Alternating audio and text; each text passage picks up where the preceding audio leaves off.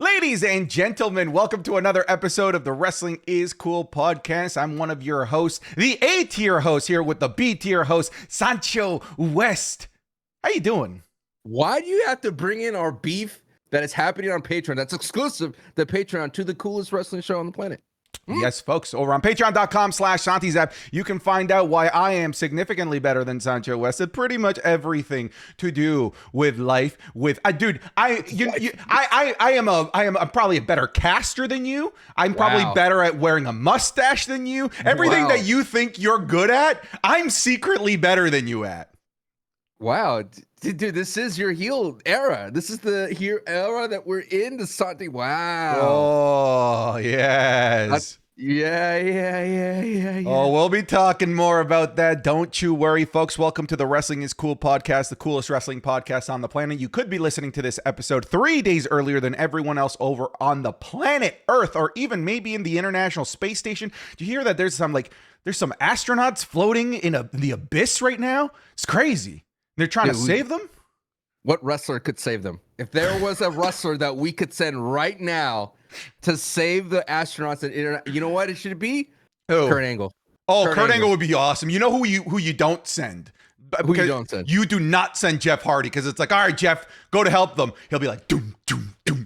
He'll do his dance for like 20 minutes before he goes out there to help them. Dude, have you...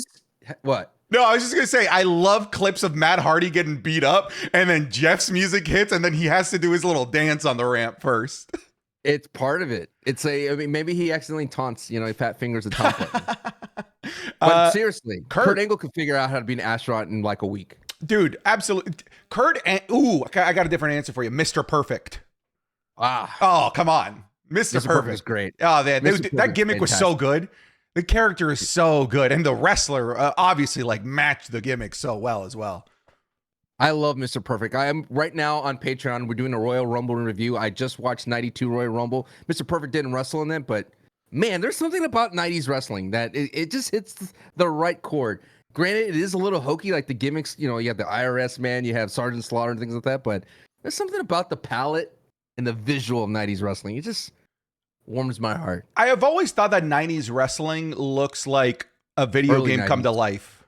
Yes. Yeah, and when I say 90s, I definitely mean early 90s. I feel like that's an interesting distinction. I feel like when people say 90s wrestling, they automatically mean like 90 to 96. And because if you mean anything else, you would just say Attitude Era. Valid. Dude, the Attitude Era was not that long. It was a very short era. It's very short. Ruthless Aggression Era is actually longer, if you really want to play semantics with it, because Attitude Era was 97 to 2001. 2002. Yeah. Like literally early 2002. Like WrestleMania 18 is what people say. Like that's the end of the Attitude Era. It ended with Hogan versus Rock. To be real, dude, the Attitude Era could not last that long. It was encroaching on fields that it had no business of. It's like the clipping generation. These like the clipping kids these days. The farmers, the clip farmers. How far can you go before you go too far? Before you know it, you're out running in and doing zany things on the IRL. And then before you know it, you're out antagonizing, pranking Martians and aliens, right? That's how far the Clippers could go. And that's the thing. The Attitude Era couldn't go any far. They were doing birthing hands. They were chopping wieners. There was crazy stuff in the Attitude Era, man. It's funny because there are like relics and remnants of the Attitude Era that seeped into the early days of the Ruthless Aggression Era. You missed it, but like the most notorious one is the Katie Vick angle. We talked about it before. Yeah, we talked about it. Yeah, the dead cheerleader angle. It's just like, what are we doing here, folks? What is this? I think it's fair to argue, though, that Pretty Deadly segment was very close to an Attitude Era comedic segment. Come on. Which one? The musical. The musical. Okay, yeah. Dude, I loved it. I love the musical. No, you did it. I loved it. I want a full-length version of it. That's what I want, man. I want it on Broadway. I want a proper production. There's no time for it. Would you ever, I guess this is emblematic of a different question that I have for you. Would you ever take a date, the wife, to a Pretty Deadly play? No, I would hate it. Why would you hate it? It's not good, Santi. You don't know that. You literally are. This is the equivalent of judging a book by its cover. That was supposed to be a preview. That was a beta. All right. That was a beta test. And you're just all of a sudden dismissing the Pretty Deadly musical based on that. Wait, what? This all makes sense. Audio listeners, he's drinking out of Chargers mugs. Okay. We don't need to do this again. We don't need to do this again. His mind has been poisoned. Look at this. Drinking a Chargers cup. The kids call that brain rot. Brain rot. Oh, don't make us like this. I already talked about the clip farming, brain rot. Look at us. What are we sitting on? We're like the two Muppets in the theater. That's us right now. What's wrong with us? Oh, I wonder what these kids mean with their Skibbity Ohio Riz toilet. What does that mean? I had to teach myself demure. That's it. That's over for me. Can you define demure for us? No, I don't know what that means still. Well, then you didn't teach yourself shit. I forgot. I forgot.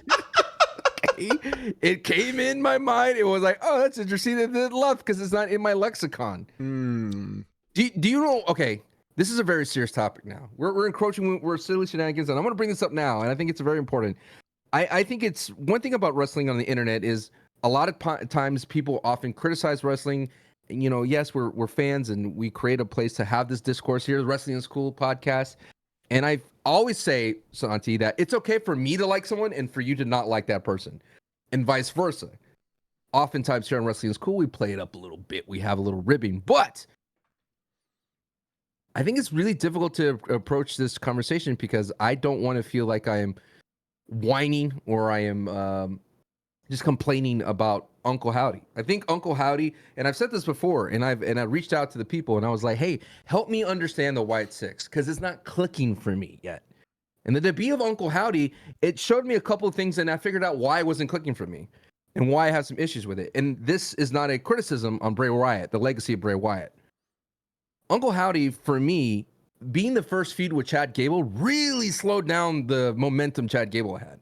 The heel Gable was going into some new stratospheres for him as a character in the IC title picture, going up against Sami Zayn, going up against Gunther, and all of a sudden he took this weird Scooby-Doo detour to the right.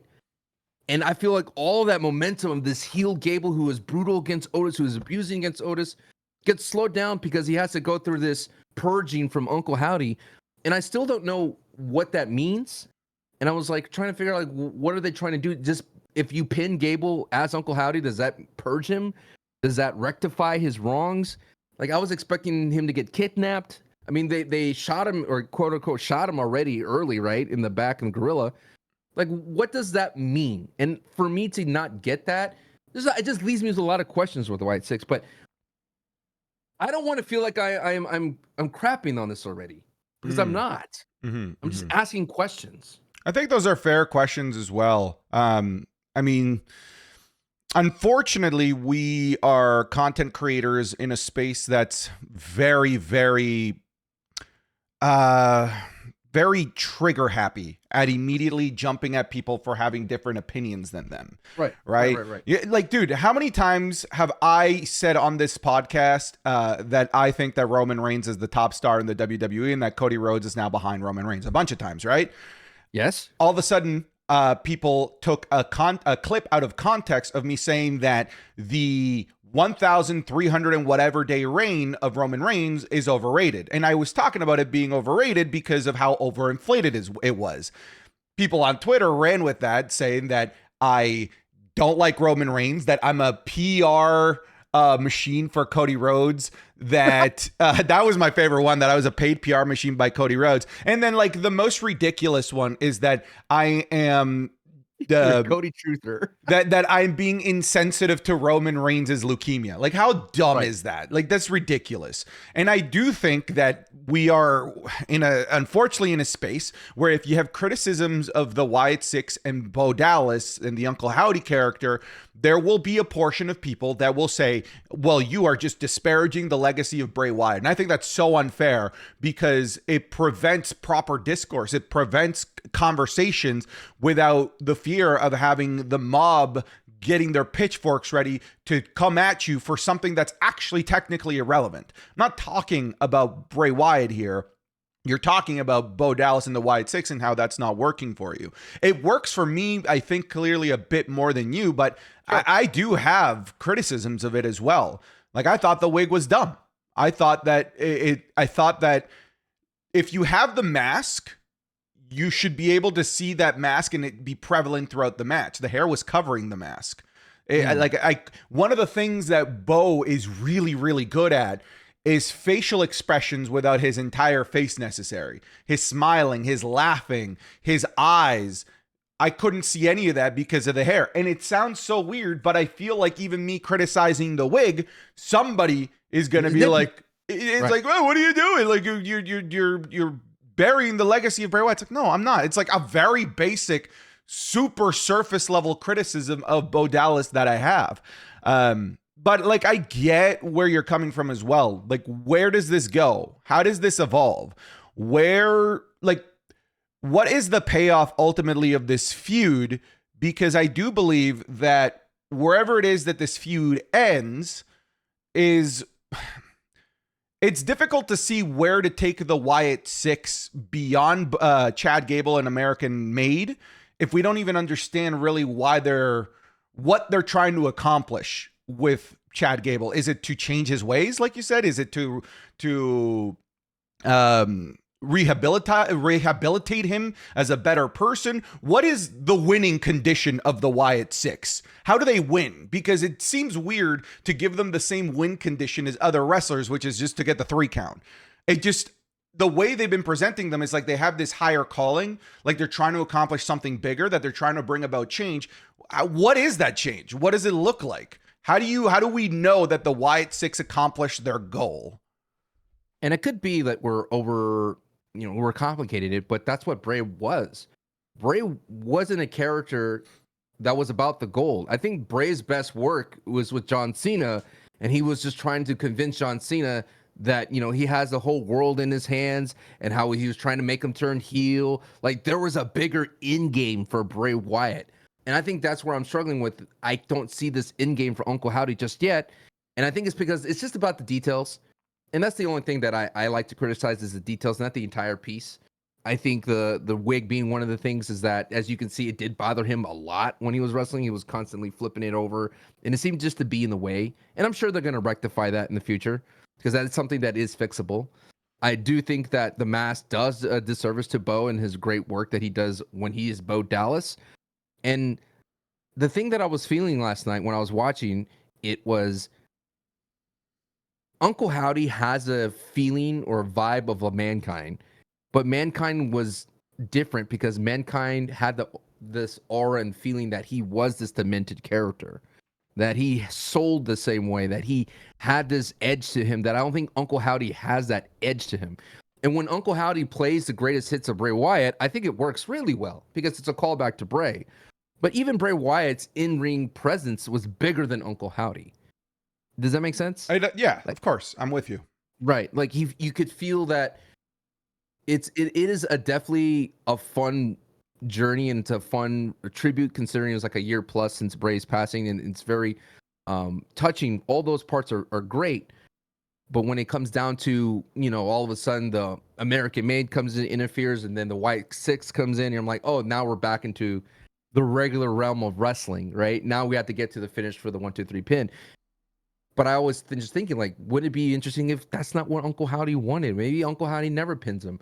That's what I'm saying. Like, maybe he kidnaps him. Maybe they perform a ritual or some sort of a thing to, fix the soul of Chad Gable. Like, what's at stake here is what I think you were asking earlier, is what's at stake here? Is it the soul of WWE that Uncle Howdy's after? Because what would you think what was the purpose of Bray Wyatt in the early Wyatts? Not the Fiend. I think the Fiend is something that we never got to the surface. We never got layers deep for the Fiend because of Vince's booking. But what do you think? What was the purpose of the Swamp Wyatt? Oh, I think the purpose of the Swamp Wyatt was actually pretty simplistic. It's just the egotistical cult leader, trying to get as many followers to see his way, trying to topple what he would call false idols to make his message seem stronger. The false idol being John Cena, getting the Fireflies behind him. I think that's what at the essence of Bray Wyatt and that character, that's what his end goal was, just to continue to get more followers behind his vision of the world. That's why he's got the whole world in his hand. Like that imagery was brilliant. Brilliant. It worked really, really well. I just don't know what like you said, the stakes and what the motivation and what the end game is of the Wyatt Six. Can I say this as well? Sure. I feel like Bo and Uncle Howdy, he needs the rest of the Wyatt Six around that ring, like to add to the eeriness of it, to add to the. I know that, and I know that's a heel maneuver, right? To always have the numbers game, and maybe he needs to be heel. Maybe that's what he needs to be, but I just don't think that on his own he's as capable of carrying something like this solo. Like Bray Wyatt was. It's very interesting. And I think at the end of the day, I think there's someone in my chat said it best. We're still in the early development stages. Sure. It's not as finished as I thought it was going to be, and I don't think the WWE understands how long it has to make it like a very complete package. And I do know the motivations of Wyatt Six. I have been paying attention to all the vignettes and all the promos. Those are the things that I always find engrossing. The videos, the hunting QR code game that we had prior to the debut. Clearly what the Wyatts did was the Wyatt, Uncle Howdy, found wrestlers that were broken, that were discarded souls, and he gave them a new purpose. So I'm hoping that theme continues in other wrestlers, and I think that would be very interesting if he does grow his Wyatt Six to beyond that. I think it's limiting to call them the Wyatt Six. I think it'd be interesting if he took other discarded wrestlers and gimmicks and turned them into something special. Even beyond just the men's division, like even the women's division, I think he could grow. I've always felt that the Wyatt Six, especially in the Swamp days, should have been this massive cult following. Like this 7, 8, deep 9 roster faction. I'm just laughing at the idea of him bringing in like Hurricane. They forgot about you, Hurricane. And then he brings the Hurricane. Evil Hurricane. Fandango. They used to dance your song, brother. Yeah. So just like Dango now. Yeah, Dirty Dango. And then just have him bring in like I was just fantasy booking ridiculousness in my head. Yeah, I think like between the two of us, like I am being I don't even think that critical is the right word. I think I'm just trying to be a bit more cautiously pessimistic because I think I'm far more over on the Wyatt Six than you are. Like I feel like from day one, like I've sort of like been on board and I get it a bit more, but the more that goes on, the more I'm just trying to understand what I'm latching myself onto beyond just great presentation. Well, what is the thing that's going to get me to be a years-long fan of the Wyatt Six? Because right now I am a fan of the Wyatt Six, but how are we going to make sure that they aren't just relegated to a really fun entrance and great backstage vignettes? Because at the end of the day, it is wrestling. So how do we bring the wrestling portion into this character and meld it in a way that works really, really well? If I'm being honest with you, I feel like this would have actually been so much better if the first encounter with the Wyatt Six between American Made or maybe just Chad Gable was a pre-taped Firefly Funhouse type of match. Taking Chad Gable through his career. And I've always said that when you read between the lines, the Firefly Funhouse was just a Christmas Carol. Taking John Cena through the Ghost of Cena past, the Ghost of Cena present, the Ghost of Cena future, the thing that could have been, the things that never were. That to me seems really appealing if the motivations of the Wyatt Six are to bring about change in the individual and make him see his ways. I feel like that would have worked so much better as a first confrontation for the Wyatt Six. Of course, it runs the danger of people comparing it too much to Bray Wyatt and the things that he did as the Fiend and Mr. Rogers. But you can't blame us for doing that. No, like that is what the WWE is clearly doing. I mean, the commentary leans into that, the presentation leans into that, and the moveset clearly leans into that. It's just a matter of I'm definitely being gentle about the criticism things that start, because I think it is the legacy of Bray and the commitment of Bo and the WWE to this character. I think we should afford them that. Does that make sense? Yeah. And I'm not here to write them off. Now, when I was doing the watch party for Monday Night Raw, then people were like, "You don't seem that excited to it." I was like, "I'm not going to force myself to like it. Of course, I'm just going to be skeptical. But if I don't like something or it's not gelling with me, I'm not going to overdo it just for the clip." I just feel that they do have a ways to go to figure out what is exactly we're going to do, and I think like the biggest victim in the whole thing is Chad Gable's push. I mean, dude, when Chad Gable has the vignette and he's like working out, and then he ends his promo with, "Because I am American made," you're like, "Oh, yes, sir." There's like a little bit of gusto to it. There's some pomp and circumstance, and there's some drive into this new Chad Gable who has this power. I mean, he's out the Olympics. He's like, "I'm scouting out new talent, and I'm here to get them in board so they could join American made." And I'm like, "Yeah, man, I want more of that." But then when he has to do like the Uncle Howdy stuff, I'm like, "Oh man." Like, I would love for him. Like, they should have had that Otis and Chad fight before he left. Yeah, that's gone, right? Like, close it. Yeah, it won't hit. It won't hit. It'll hit, but it won't be like this is huge for Otis. I mean, it would be an interesting bad blood if they want to build it back up again. But again, what the question at the end of the day, and I think if people were listening or watching could answer this, what is the result of Chad Gable after the Wyatt 6 encounter? And is that the goal for the Wyatt 6, to change a wrestler's trajectory? Like, hey, you're going down this wrong path. Like Mr. Toad, Disney's Mr. Toad, you're going down the wrong path. You better change your ways or you're going to end up in hell. Yeah. I just have a tough time understanding when the Wyatt 6 wins. Ooh! You hear those sneezes, pal? You like that? Oh yeah, I know the audio listeners are loving that. That's top tier content right there. What I was saying is that, like, I know what it means for a regular wrestler to win their feud. I just don't know what it means for the Wyatt 6 to win their feud. What is it? What is the win condition for them? It's what's has me a bit confused. We talked about Otis, and I think it should have been Otis versus Chad Gable at SummerSlam, and then another Wyatt 6 interference. I still think that would have hit really, really well. But I just think that the Otis versus Chad Gable train is gone, and it sucks because Otis still is getting like major reactions from people. Like, people like Otis, but they didn't pull the trigger fast enough. I wonder what they told, because during this entire thing, I wonder what they told Chad Gable to re-sign. I think they sold Chad Gable on the promise, like, hey, you're going to be part of the Uncle Howdy debut. You're going to be his first feud. It's going to be an iconic character that's going to withstand wrestling's time. And then we'll give you a chance at gold later. We're going to give you a faction. You're going to be a heel.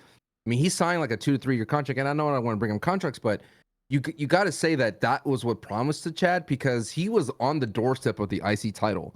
And I don't think him losing that chance of the IC title got him out of that. I think he still had more bullets in the chamber to keep trying for Gunther. And I know he lost multiple times to Gunther and he lost to Sammy, but dude, they were knocking on the door. Something really great for Chad there for a second. And let's not forget, like, we have plenty of evidence of Triple H rewarding wrestlers whenever they clearly go out of their way to get something over. Yes. And usually it's celebrities, like Sami Zayn with Johnny Knoxville. After that, joins the Bloodline and becomes one of the biggest babyfaces in the company. Damian Priest and Bad Bunny. Like, there's plenty of examples in that realm. Maybe this is one of them. I know that Bo Dallas and the Wyatt 6 isn't a celebrity, but they're so different that it needs a lot of tender love and care. And I'm hoping that Chad Gable being part of the incubation of the Wyatt 6 to help them get over with the WWE universe lands them, in the good graces of booking. Because I don't want to see him leave the WWE and just sort of become like a Ricochet, which we can talk about, who just signed with AEW and debuted at All In. My thoughts on Ricochet don't change. I think he's going to be match of the week every single week. But just because he goes to AEW, I don't think that his character all of a sudden becomes good. I still think that he has the exact same ceiling in AEW that he had in WWE, which is just to put on an amazing match. But that's the thing. That's the difference, though. That's the difference of an AEW crowd and WWE crowd. The AEW crowd is looking for that. That's true. Machine. That's what very they true. want, and that's what they got. It's like, when when a trade happens, essentially, it's between the two teams. One team needs an all-star, the other team needs a utility player. One team just needs someone to grab rebounds, shoot threes. That's all Ricochet is going to do, and I think that everyone's going to be happy across the board. Ricochet is going to be happy. The AEW crowd is going to be happy because they're going to get some crazy matches. Oh my God, yeah. Ricochet. And hopefully, what the goal for AEW is to find that layer inside of Ricochet that the WWE couldn't get to. That maybe it needed a lot of in-ring action and in-ring storytelling, or maybe ring psychology or whatever the AEW has to get to that nugget inside of Ricochet. Because WWE tried. I think Lucha Underground had something with him. New Japan definitely found that gear. And I think that's what Ricochet felt, that he needed to go into a realm where he could be his ultra instinct self, to find that true thing. And I'm rooting for Ricochet. Yeah, I'm sure you are me as well. too. I think Ricochet is going to put on probably some of his best work in AEW.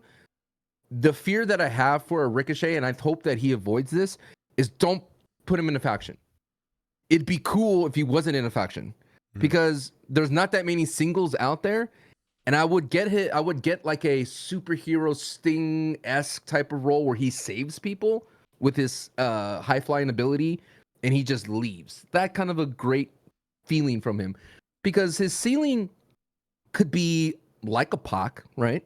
Where he has that ability and everything. No, Pac yeah, he's so. Pac has that. Yeah, but the thing is, Pac found that evil gear when he was in AEW. No, he found it in his lab. Like he found it. King Pac? He found the evil bastard in his last couple months in the WWE when he turned heel, stopped doing his high fly maneuvers, changed his finishing move to a submission. Oh yeah. Those that remember, like, he found it in WWE, which is why, like, yo, you let him go when he figured it out. And then he goes to AEW and brings that character, but he brought it even more amplified. And now that you actually bring that, now I'm curious if, Ricochet's ability to become a main event player maybe it's never supposed to be a character thing. Maybe in the WWE, he was having great matches, but maybe that's still a nerfed version of him. Maybe in AEW, they untap him and he has mind-meltingly good matches that's good enough to get over with people. And like, all right, we don't need Ricochet to cut shitty promos. We just need him to do this thing that he does that no other human is capable of doing. And if AEW is able to remove the throttle of his physical abilities, then that's probably good enough. Because I don't think that Ricochet was... Look, I think you could definitely say that he was also throttled on the mic, but like when he wasn't, it still wasn't great. And I just don't think that it's about, for him, in getting over with the crowds. I don't think it's ever character. I think it's just going to be putting on a match of the lifetime contenders every week. It's unfair. He ran into Logan Paul. And that's hard. That's hard. It was tough for a veteran like Ricochet to get his first mic opportunity against Logan Paul, who was a diamond in the rough, when it comes to his promo work. And he just obliterated Ricochet. He never recovered after that, bro. He never recovered after that. But what did work for Ricochet throughout his years in WWE is his ability to sell, the ability to put over a monster, and then the ability to just do the zaniest things. And I think you have to think back to Black and Gold Ricochet. Him just flipping over and landing in the ramp for no reason is the best thing he could do in a promo, that he doesn't need a promo. If he does that kind of stuff, does the superhero landing and acts like a real life Spider-Man type of vibe, I don't need anything else from Ricochet. And I know that it's going to be exciting to see the clips on the timeline of Ricochet doing something crazy that no one expected. But I kind of hearken to and I know they're not really that comparable, but Jeff Hardy's allure as a singles wrestler was that he was willing to do the daredevil stuff and literally jump off a 16, 20-foot ladder like nothing. And I think Ricochet is going to start doing some of these death-defying, in much more controlled Darby Allin type moves that is going to definitely bring eyes to AEW. So you're going to say, bro, on the card, it's Ricochet Ricochet and Ospreay and MJF, and they're all going to be in the match together. You're going to want to tune in because that's going to be a beautiful car ride. Oh, I just don't. If he runs into MJF, it's going to be Logan Paul all over again. It is. He's going to call him Ricochet, and then it's like it's over. And then it's over. And then he'll never recover from that. What? I do like American MJF. It's so obnoxiously good. Oh, it's so good. That entrance was fantastic. I love the match. Okay, my question to you, with both of us being gamers, and this is not me saying like, oh, how dare they do a sponsored entrance. I was uber critical of when Bianca Belair came out with her C4 bottle for 3 seconds and then did her regular entrance. And then LA Knight and Slim Jim. I did not like that. Okay. And where's WrestleMania? Yeah. Did this do it for you a bit more? The Assassin's Creed entrance of Will Ospreay? My thing is, if you're going to do it, lean into it more. Don't have people with just hoodies and logos on. Sure. It was too on the nose.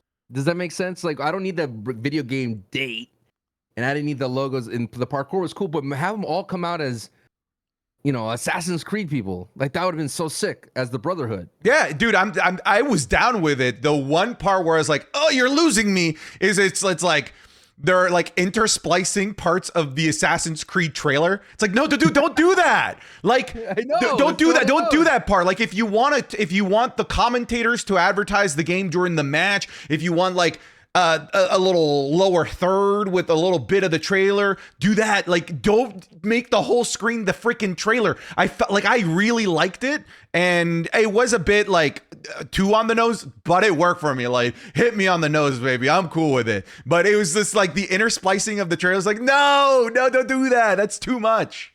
It reminds me of, as someone who does content creating, who's an influencer in the space, when they give you a trailer or they give you certain things to say in your copy, and you're just like, it's going to take away from the organicness of it. Let me make my own video. And then you make your own video, and they're like, try what we wrote. Like, all right. It's so true. Right. So, hey, I didn't watch All In. Mm-hmm. You did. Yeah. And I think that people need to know what your thoughts on it, as you don't know, you didn't cover it on your channels because of copyright. A lot of other content creators kind of skirted the line there and don't know that AEW is super strict. They even copyrighted their Ospreay. I was dying laughing. They copyrighted Will Ospreay, who tweeted a clip of I don't even know what the clip was. I think it was him winning. Him winning. Yeah. It had to be that. They removed the clip for copyright, which I just think is the funniest thing. Ironic indeed. Oh my God. Like, figure it out, AEW. Figure it out. Santi's app, as someone that is, on the precipice of growing the wrestling kind of space, and people are like, oh, he's a WWE guy. You like AEW. You watch AEW. Almost every week. Yeah, I just don't cover it because they clearly don't want the coverage from content creators. That's the way that I see it. And I've got more evidence saying that that I'd be more likely to get in trouble by covering AEW than not. All right, like if Ospreay's getting copyrighted, well, what's preventing me from getting copyrighted? All right. So how do you feel about the pay-per-view as a whole? Did you enjoy it? I loved it. I thought that this was phenomenal. It's funny, like, this is so hypocritical of me. And it's important to recognize these hypocrisies from time to time. I was okay with a 12 match card. I was okay with it. And I think part of the reason I'm okay with it is because, this feels like, and I wouldn't say that all of these had a good build. Because I don't think that that's the case. It just sort of feels like this is a full year blow off showcase of everything that you've got. Granted, WrestleMania had more matches than this, but it was over 2 nights. 12 matches is long, man. It was like a 6-hour show, it felt like. But I was cool with it. And mostly because almost all the matches were fantastic. Sancho, you were well, we were talking about WWE. It's irrelevant. yeah. But you are stupid. Incorrect. Right is the word. That's what I want to ask you about. I think but it's different though. It is different. It is different. I want to give you an out. All right. It is different. AEW is more of a showcase of pro wrestling. And it's supposed to be, the highlighting of their athleticism and things like that. It's more fast paced. Whereas WWE, you have to invest into the storylines. You have a lot of emotions going into it. But that's not to say that WWE can tap into that car wreck beauty, and we'll talk about it more with Bronson Reed and Braun Strowman. But let's focus on this. AEW, is there any matches that stood out to you? I heard people enjoy the casino gauntlet. Yeah, so I'll tell you before we move on from that topic. I think part of the reason why it works is because every match got ample time. There was no single digit minute matches. Every aside, like there was one pre-show match, and even that pre-show match was 8 minutes. But like the main card, the shortest match was 10 minutes, and it was the correct shortest match, Hook versus Chris Jericho, that I did not like. The match that to me stood out is Danielson versus Strickland. Like that to me was just, it was, people were saying they were almost crying. I get it, bro. It truly was remarkable to see Bryan Danielson do what he's just clearly the best on the planet at, going up against one of the up and coming, potentially, knocking on the door of best in the planet in Swerve Strickland. And Swerve Strickland just has this swag and aura and demeanor about him that makes you gravitate to him and makes you want to pay attention. The Prince Nana addition to Swerve Strickland has been brilliant. But just seeing Bryan Danielson go through what he did while being off of contract, knowing that his career was on the line. If he were to lose, it's over. Man, it really was tear jerking. It was beautiful. It was magnificent. And now what I want them to do with Danielson is just, I'm out when I lose, brother. I'm out when I lose. So every championship match is going to feel extra special, especially knowing he doesn't even have a contract. So it's not even crazy to say he could lose it next week. It's not crazy to say he could lose it in a month. It's not crazy to say he could lose it in a year. I can't wait to see what this Bryan Danielson run looks like, but that match was truly fantastic. Will Ospreay versus MJF, it was up there for me as well. Highly disappointed with Mercedes Moné versus Dr. Britt Baker, DMD. I was really excited about that, and I think it was not a good match. Like, for example, I would say Mercedes Moné versus Stephanie Vaquer was like 80 times better than that. That match was actually like an awesome showcase of women's wrestling. This just sort of felt like two women that didn't want to work together. I feel that sometimes, and I think Cody Rhodes said it best, that AEW does not have a lot of house shows, and it does not have a lot of shows in general to work a chemistry through something. And AEW is limited in that fact because they don't travel as much as the WWE does. But for those people that don't know, a lot of the house shows or the live WWE live, you would have a lot of the, the pay-per-views or the PLE matches in those house shows, so you could kind of figure things out. And oftentimes you will see a move that has been worked on for weeks in the live events performed beautifully at a PLE. And I think that the lack of that chemistry probably showed into that. Mercedes Moné. Yeah. I mean, you can find the clips of the match. I just don't think that it was very good. Like, I would say that maybe 1 in 10 people are saying that it's good. But for the most part, I think most people are in agreement that that was not just the worst, but like, it's disappointing. Like, I love both of those women. Britt Baker and Mercedes Moné are so good, and to see them just put on a not stellar match was disappointing. Yeah. But other than that, man, like from head to toe, I thought the show was great. I love Mariah May versus Timeless Toni Storm. It was wonderfully ridiculous. Mariah May is from that neck of the woods, and for her to be getting booed out of the building, what just is a showcase of how good her heel turn and how good her heel run has been, to the point that Luther, Toni Storm's butler, was getting cheers and getting a pop. Like that's how anti Mariah May the crowd was, like in a good way. Like it wasn't like go away heat. It was just like, you're a great heel. That card to me was phenomenal. It was such a good show, man. And I will say one last thing, and it was refreshing to watch it by myself. No, really. Yeah, I think it was refreshing because I don't know if I'm in the majority or the minority. Normally, after a WWE show, a WWE PLE that I stream, or I'm live tweeting, I know where I land. And I feel like if I start to land in the minority, I start to be a bit more critical of my thoughts and start to maybe argue myself out of believing a certain thought that I initially had. But the fact that I didn't have the crowd noise, and with crowd noise, I just sort of mean the internet wrestling community telling me what they thought or what they like, what they didn't like, just means that my opinion right now on this is just in a vacuum. And I really liked it. And it hasn't been altered by any thoughts online. I want to dive into that because I kind of stumbled across one of your social posts and you're saying that you're removing yourself from screens. Tell me more about that. Yeah, I like, for me personally, now that I'm doing this on a full-time basis, like, I'm glued to screens out of necessity. Like, this is where I work. But then what that also means is that not only am I, doing the things that are productive for my work, I'm also like in the matrix of information that is just not necessary for me. I'm finding myself reading posts of people I just frankly don't care about, but yet somehow all of a sudden they're making their way into my brain simply because of accessibility online. And it's just such an unnecessary use of brain power and a waste of time to fuel myself with information that I neither find relevant nor useful. And unfortunately, I do think that we're in a space that has a lot of that. Like, there is a lot of noise in the internet wrestling community, and you really do have to sift to find sane people. Do you really have to look for the sane people that are giving valid criticism, that are not coming from a place of tribalism.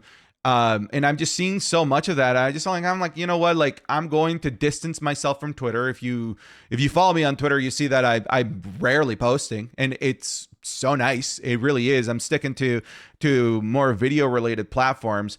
I just it's good for the mental health just to step away from the information dump that can be the internet. I'm reading a book currently called 40,000 weeks, mortal weeks, or like the time management for mortals, 4,000 weeks. And in it, they say, the writer goes through a lot of different philosophies. And one of the things they brought up was that the human brain is only capable of absorbing like a small amount of information a day. And we are not designed as humans to have the internet to be inundated with so much information. And because of that, you absorb less, and then you get your mind cluttered with so much because everything's instantaneous. Back in the day, you wanted to know what a plant does, or you want to know what a rose was. You had to go to the library. You had to drive, go to the library, find the book, read it, absorb it, all those kinds of things to get the information. But now it's instantaneous. There was a time, speaking of the old man in the theater, there was a time when someone said, "Hey, who was that guy in that movie?" And you would just sit there for like 5 minutes trying to figure it out with your friends. And now someone could just Google it. So I do find it interesting that this is where to bring it back into wrestling, because that's what we always do.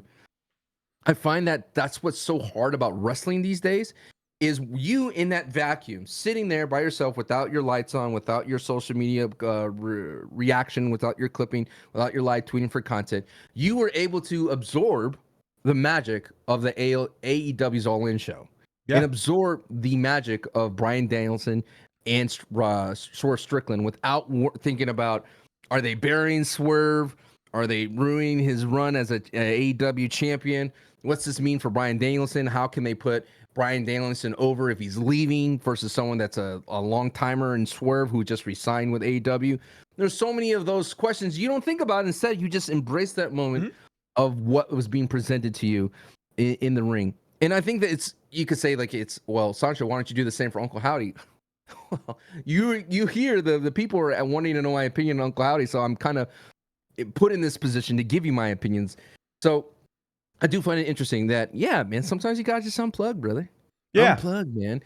Did you ever watch old school wrestling and be like, man, to be alive at that time where you just fully believe that this character is who they say they are, right? In and out of the ring, this person is that guy, no matter what. I've never really longed for that. I'm more so have always been fascinated by the fact that wrestling kayfabe was so well protected back then. Like, how did the Yeah. cat never get out of the bag during those times? Like, to me, that is so interesting to think, man, that Ric Flair is such a piece of trash. Everywhere he goes, he thinks he's so much better than us. We've talked about like the riot that he caused in Puerto Rico, because he's just such a good heel. Like, that's just fascinating to me to be in a moment in time where information and discourse wasn't so readily available to ruin the magic of professional wrestling. Right. Kind of like when the Wyatt 6 debut, they were shown later on taking a picture Whataburger or whatever that was. Right? Yeah. So it's just like, I just find it it's a good thing to observe in terms of, sometimes you got to just disengage, and sometimes you don't need the validation, or you don't need to prove yourself over as someone on the internet. Sometimes when a video game comes out, oftentimes some of the reviewers I respect, they go, well, is my opinion wrong? No, your opinion's not wrong. Your opinion is your opinion. It could be a minority of the overall whatever that's presented. So that's what I think, like, just to go back to the very beginning of the pod, is like, if you don't like what everyone's vibing with, it's okay. And if that person doesn't like it, then it's okay to embrace it. Like, there's some people that just dislike the Bloodline. There's some people that just dislike everything that the Bloodline is, and they just don't want them on the TV screen. And that's fine. And you could still say, though, it's the hottest thing in wrestling, Yeah, man. But that's too much logic and too much sense in this world of the IWC. Like, you're trying to speak to people assuming that they are logical, mature, rational individuals. They will never believe in the crap that you just spewed. They are. What? No, I believe in your crap, because it's not crap, because it's real, because that's how functioning adults communicate, Sancho. I don't think so. You don't believe in me. You want to go ahead and be the good guy in this relationship. You go ahead and you tweet things about, ooh, I'm Homer Simpson sleeping in my bed. I'm a logical wrestler, and I have these thoughts. And meanwhile, you're out there flipping my bed over when it comes to Karrion Kross and Xavier Woods. Because it's trash. It's not trash. It is awesome. And you wait, sir, when they're going to go ahead and swerve us all, and it's going to be Kofi Kingston that turns, and you're going to be like, oh my God, how can they do this to me? And you're going to be glued to the television screen. Did you see the latest Xavier Woods, how he was on Monday Night Raw, dressed in all black, had the heel gimmick on? He was doing some powerhouse moves. You're like, wait a minute, when was this in Xavier's bag? Just one day, Xavier Woods is going to go ahead and drop. There will be consequences, like good old Consequences Creed. I'm telling you, man, I just sick and tired of you short selling Xavier Woods, Kofi Kingston, and Karrion Kross. I'm not short selling them, because there's nothing to sell. All right, that's they are a goodwill donation bin feud at best. They are being given away for free. Wrong. Also, how dare they insert main event Jey Uso into this entire feud? The WWE had a perfect way to put Karrion, Xavier, and Kofi Kingston in a fatal four-way for the number one contender for the IC title to completely move that storyline forward. And no, what do we have to do? Main event Jey Uso, who hasn't been in anything, hasn't done anything, and has his dad Rikishi talking about Jey Uso, wanting him to be in the main event, and here he is. He's going to come in and steal the thunder of one of the hottest storylines in wrestling. For what? For Jey to lose again? You know what they should have done, though? They should have. Go ahead. They should have just made one of the triple threat matches Karrion Kofi and Xavier Woods. And that would have been a really, really fun dynamic. It's like, you both want to win this. You could 2v1 this guy, but at some point, one of you guys needs to pick up the victory. That would have been mildly humorous, I would say. Oh, not that would be mildly. That would be mildly. I know humor. Let me tell you about humor. I know humor. You're little Buzz Peanut with the top hat. Mildly humorous. But it would have been, I don't know, interesting to see how they would come together or not come together to overcome said puzzle. Did you ever play Portal, the Portal 2 co-op? You with your buddy trying to figure out, certain puzzles, and inevitably you're like, you're a friggin' idiot. How could you not figure this out? How could you? I would have loved to see that dynamic eventually, not anger or a heel turn, but frustration within one another because of the position that they've been put in to try and figure out who comes on top. Gross. In that triple threat. It's wrestling, dude. You have to pin someone. You have to be on top of someone. What's wrong with you? No, you're right. Everything is an innuendo. No, that's right. You're right. Yeah. your mind out of the gutter, Santi. All right, getting it And out. that it's a big load in there. Oh, big loads everywhere. but that's just the one thing that I feel when it comes down to Xavier and Karrion and Kofi. I don't think everything as it seems as what it is. I think like even Xavier Woods posting him walking out of an arena and everyone mobbing him and cheering him. I think that was intentional. I feel like they're duping us in some way. Oh, don't say that to me. To me, you're out here. Oh, logical wrestling fans are talking to, and we're having these like deep physiological conversations. No, we're back down to our single brain cell brain rot. You're an idiot, Sancho. This feud sucks. No, I'm back to Ooga Booga. This sucks. This is terrible. It's not as bad as you think. That's all I'm trying to say. No, to you. it's already. I convinced you about a 12-match card. No, you didn't convince me of that. No, you didn't. Roll the tape. Roll the tape. Roll don't roll it. Do not roll it. Scrub that time lapse. It did seem weird that Kofi Kingston and Kofi Kingston and Karrion Kross were in the same match, but yeah, with main event Jay being in there, it still just sort of felt like Karrion and Kofi were just competitors as opposed to like hated rivals. They didn't really capture that magic of like, well, not that their feud has any sort of magic. They're definitely no Wingardium Leviosa, more like Wingardium Lame Viosa. How about that? That's what kind of magic this dumbass feud has. They didn't have any of that Wingardium Leviosa in this match. I'm hoping one day Kofi, Karrion, or Xavier sees that clip of you saying Wingardium Leviosa. They're gonna go, oh, we're Lamiosa, huh? No, it's Lamiosa. Oh God. No, I then they had it a little bit. I mean, Kofi was attacked, Karrion around the gate, and Jay's like, hello, I'm right here, and then they both jumped him. They had it for a second. It wasn't really like on the forefront. But it's a 4-month feud. Why wouldn't it be on the forefront? But that's what I'm trying to explain to you, that they dropped the ball when not having those three in a match together. Like, oh my God. That should have been the match. You would have been like, okay, we got something here. I'm mildly humored. Oh, yeah. Well, good old chap. You've now got my attention. Stupid sweater tied around your shoulder. Yeah, my croquet mallet just with me. You're like, was it Leonardo DiCaprio on top of your yacht? Your little yacht of wrestling opinions, dude. Sitting there with your sunglasses, your slick back hair, with your little throwing out your dollar bills, your dumb ideas. That's what you are. Lamiosa. You know what wasn't lame? You know what wasn't lame? Bronson Reed, baby. Dude, so good.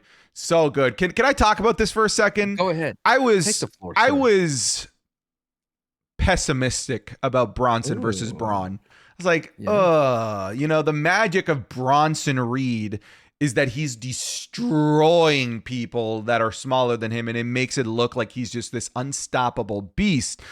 Yes. And the thing is that like we have seen, and if you go back to the past year, Bronson Reed's value in the WWE midcard has been the meat matches. It's been him and Ivar. It's been him and Otis. Like that's where like it's the kaiju matches, the meat fest that we've been having. Meat on meat. Meat on meat. You know what I'm saying? Men slapping meat. Yeah, big old men slapping meat. So I was concerned that this was like, oh, we're going right back to what he was just doing a year ago, which is just having big meaty slap fest with other big meaty men, which is like we've seen this before, and it just sort of seems like we're reverting back to the Bronson that wasn't being built these last couple of weeks. But I'm so happy to be wrong. I'm so happy to be wrong. I did have that feeling too when Braun started to put the brakes on Bronson. I was like, oh no, is Braun Strowman gonna win? Like, are they going to make Braun Strowman bigger, like return him back to the scene by making him beat the monster, Bronson Reed?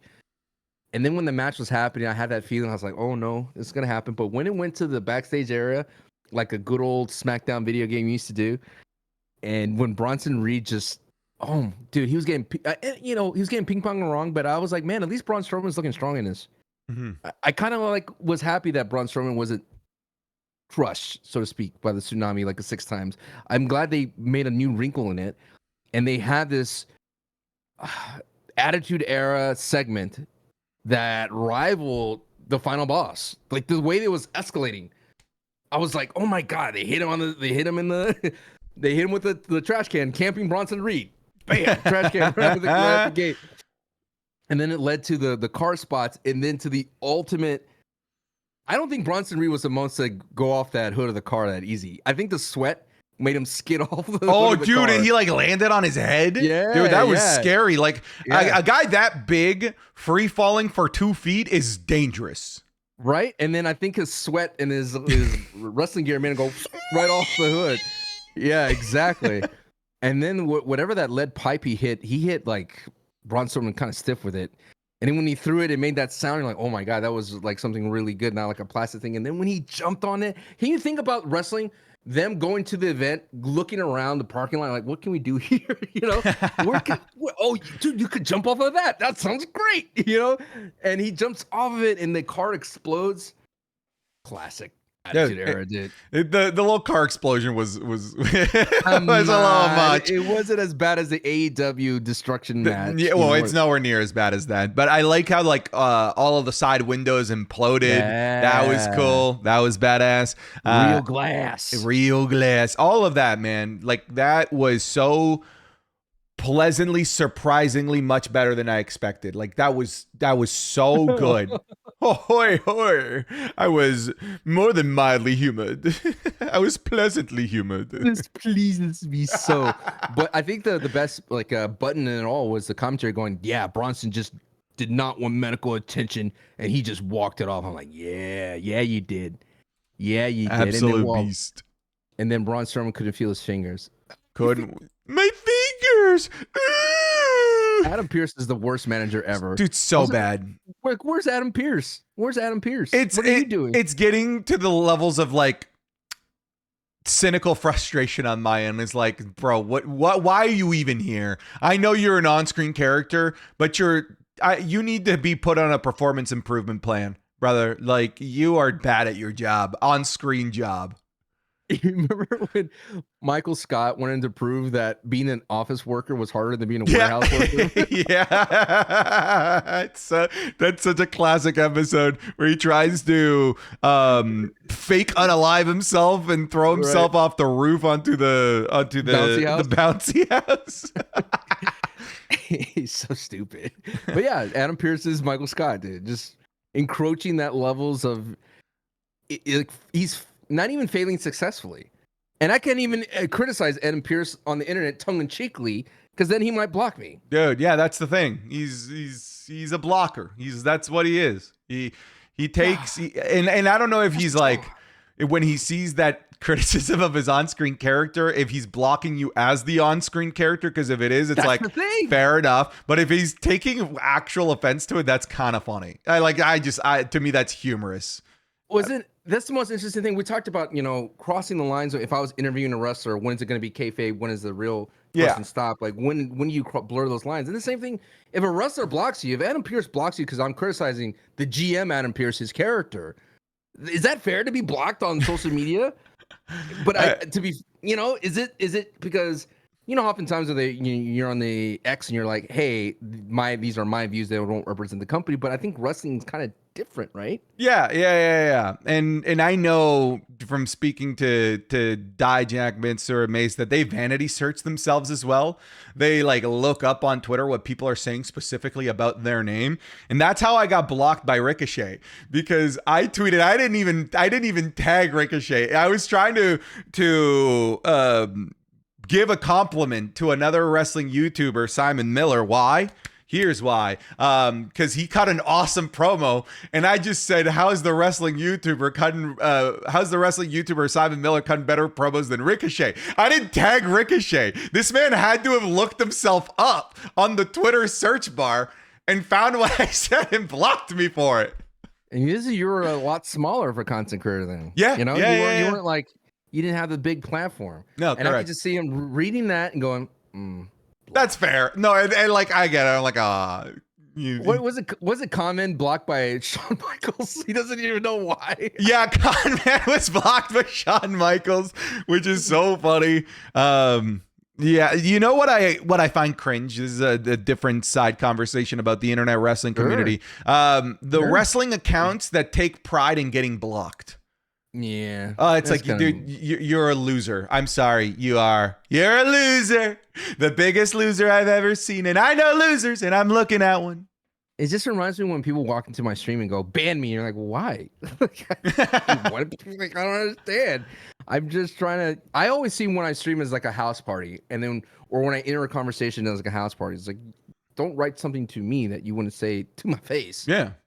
And so it's like when people walk in the house party, like, ban me. Like, who are you? Yeah. What are you doing here? Yeah. But thankfully that the Wrestling is Cool community, we're all awesome here, right? Yeah, we could have safe and friendly thoughts, right? I like the guy on there was a guy in Patreon that said, "Oh, Sancho's insufferable." Unwatchable. Unwatchable. It's like he's half the Patreon. Why? That is the equivalent of going into somebody's house or being like, "This place sucks." I have thick skin. I could deal with it. I understand, but you're paying $5 to see the unwatchable. You're in all of the content that we do. And it's not even, it's a match club. I'm not even saying much. I'm just sitting there watching wrestling. I cackled laughing when I read that one. Thanks. Basically, he's like the fish going, "Oh, brother, this guy stinks." You paid $5. Thank you for your $5. I appreciate it. Oh man. That's so good. Dude, let's talk about what's cackled. I cried. I cackled, bro. Let's talk about SmackDown. LA Knight's open challenge. Who? Go. Ricky Starks. Oh. Give it to me. Give it to me. No. Yeah. No. I think it's Ludwig. I think it's Ludwig. I think they're gonna go for the big pop. I think that's what they're gonna go for. Like I was thinking it could be Ilya, but I feel like you also lose again. Yeah, because whoever goes out there is gonna lose. Like LA Knight's not losing the title after like 3 weeks of holding it. He's not losing it. In a heel like Ludwig Kaiser can eat a loss. I think it's fine. I don't think that's a big deal. Especially because like if you think about it, if it's Ludwig versus LA Knight, it's basically a glorified exhibition match. Because there's no story, there's no feud. Like this is literally an L that does not matter. I think it's more about giving the people at home an awesome reaction from the live crowd. I think it's going to be Ludwig Kaiser. I feel like it's the go home for SmackDown. Hopefully, turns into more of a sub PLE. Yeah, like these wrestlers are not gonna be on the PLE. They're not gonna be on the main card because their card's limited to 4 to 5, 6 matches or so. But at least you could get that crowd reaction to the rest of the wrestlers that we have on our roster. So I think if they book it that way, yes, the logo will get that pop. But I think the open challenge is an exhibition match, and it should be considered that. And that's why I think Ricky Starks would be a very interesting debut, because I don't think it would hurt him to put LA Knight to the brink. And he maybe loses on a technicality or loses at the very end. But I think it's a great way to introduce like this character, this wrestler could go toe to toe with LA Knight, like an all ego Ethan Page, where he could go toe to toe with someone right off the bat. And I think it'd be a great way to let us know like who is this guy who's challenging LA Knight like that. And I think it'd be a perfect place to debut him because the German crowd would know who he is. Look, let's say I'm playing along with you. If it's Ricky Stark, play with me. I want it to be a Y2J style like appearance, right? Like he doesn't just come out to answer the challenge. He comes out and stands at the top of the Titantron and cuts a promo because that's like 85% of his beauty right now. He's so good on the mic. He's amazing in the ring. I love Ricky Stark. I've always said this, and people are gonna be like, it's just because you're an E-Fed, blah, blah, blah, blah, and you just like people that might go to WWE. No, the first AEW guy I fell in love with was Ricky Stark. I loved his presentation from beginning to end. I love his like pose at the top of the ramp. I think it's so good. But very JoJo like. That's exactly. I always say hit him with the JoJo pose when that's like my thing that I say when he goes out there. I think it would be wrong to not have him cut a promo. I borderline think it would be wrong for it to just be promo match. I would like for that to be the main event. Like LA Knight comes out at the start to set out the challenge, and then Ricky Starks opens up the night, and then there's some backstage segments as we get to learn more about Ricky Starks. And a little stare down, a little wink, ha with Cody Rhodes in the back would be great, leading to the main event. I think that would be cool. I don't think that's going to happen. I think it's going to be much simpler. I think it's just going to be Ludwig Kaiser. I'm just trying to fantasy book your idea because I love Ricky Starks. Yes, and wouldn't they just be like comedic promo gold together? Just them going back and forth over the whole thing. Especially because they're both knockoffs of the Attitude Era.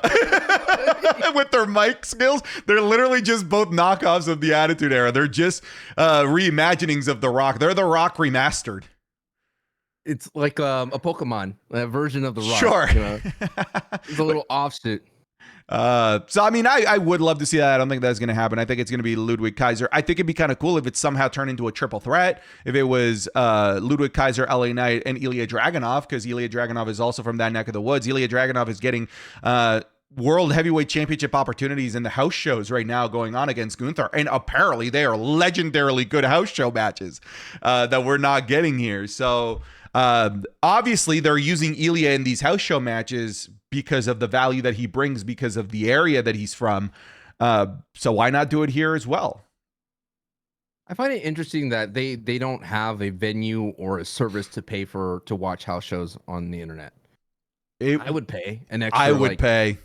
Right? I think some of the wrestlers' best work is done in the house show or them figuring out things. I think they have the most fun in their personality shows, and maybe they don't want to expose that. Because I feel that, you know, I've seen The Miz in a house show, and he's fantastic in a house show because he's just fun. Yeah, it would need to be like 5% of their production. I don't want hard cams. I want it to be like indie, where like it's a camera guy running around the ring. I think that's the best way to do it, because if you have hard cams and they play to the hard cam, and then the people that are behind them in the camera like don't get like the proper, you know, live show, house show experience. So it would need to be a bit more raw, a little bit more. Well, like go back and we put it on the Patreon at School Match, but no one voted for it. They did that for Bailey versus Meiko Saitama in their match in Japan. It was a house show match in Japan, and Bailey and Meiko, we got it, and they uploaded it, and it was a good match. Yeah, they should. I would pay if it was just part of the subscription already to see house shows, but I do think it takes away the magic of what they're meant to be. Bringing back to LA Knight, do you think he continues this open challenge, or is this one off? I think it was one off. I think this is to play to this particular crowd. I will say somebody made a really interesting comment that I think it was worth pondering. He said that we're at the point, you know, with the style of PLE booking, that title matches on the SmackDown before a PLE are basically PLE matches.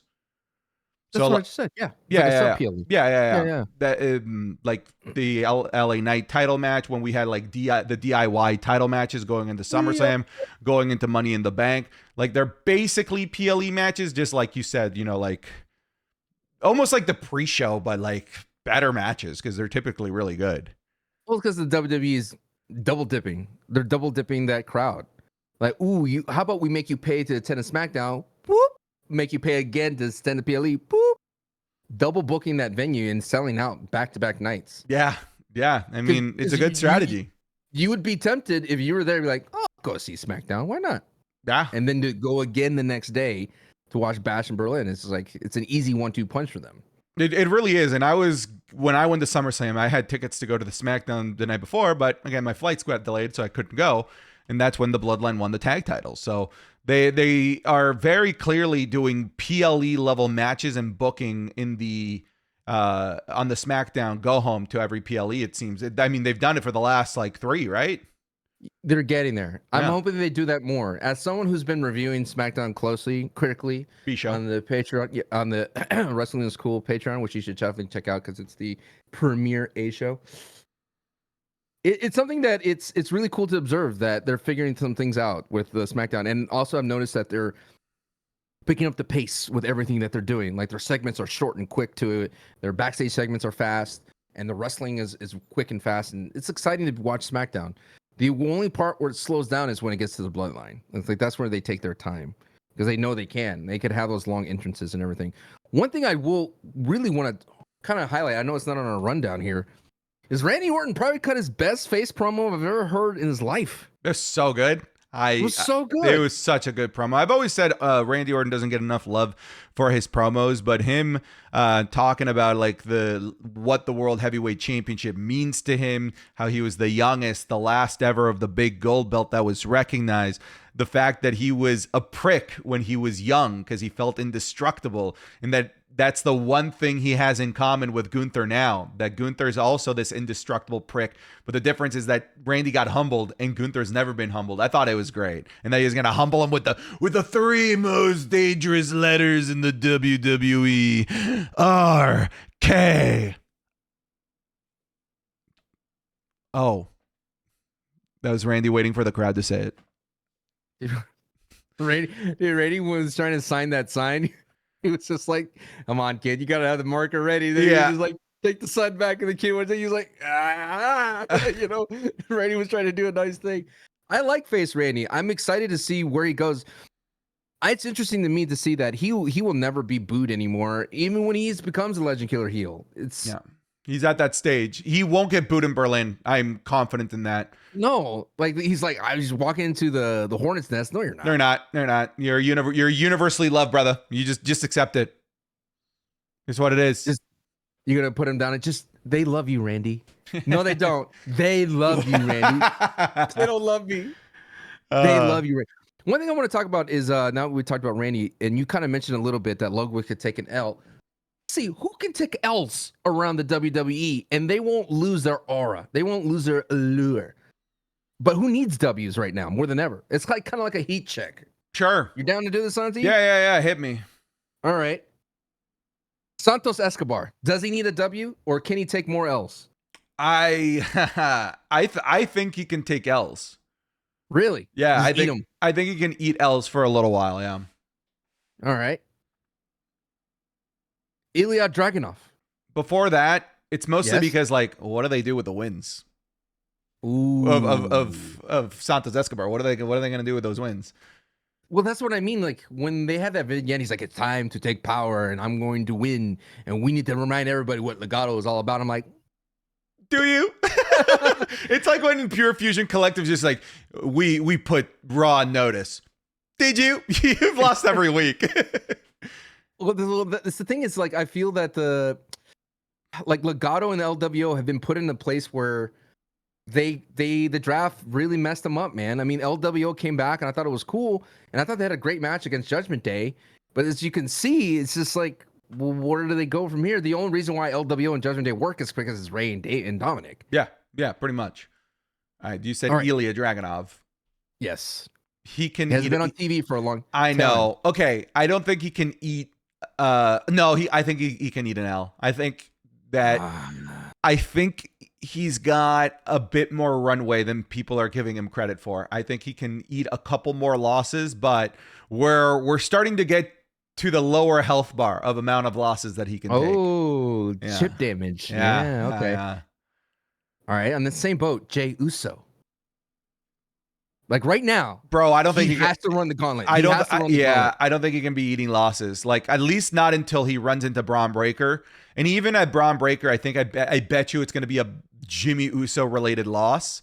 Enough's enough, man. Figure it out with Jey Uso. You've dragged me along for too darn long when it comes to this main event train of Jey Uso. Like I'm already giving you enough leeway by making me still call him main event Jey, and he's going for the mid card title. All right, I'm still on board. All right, people still love him, but at some point you gotta give us something.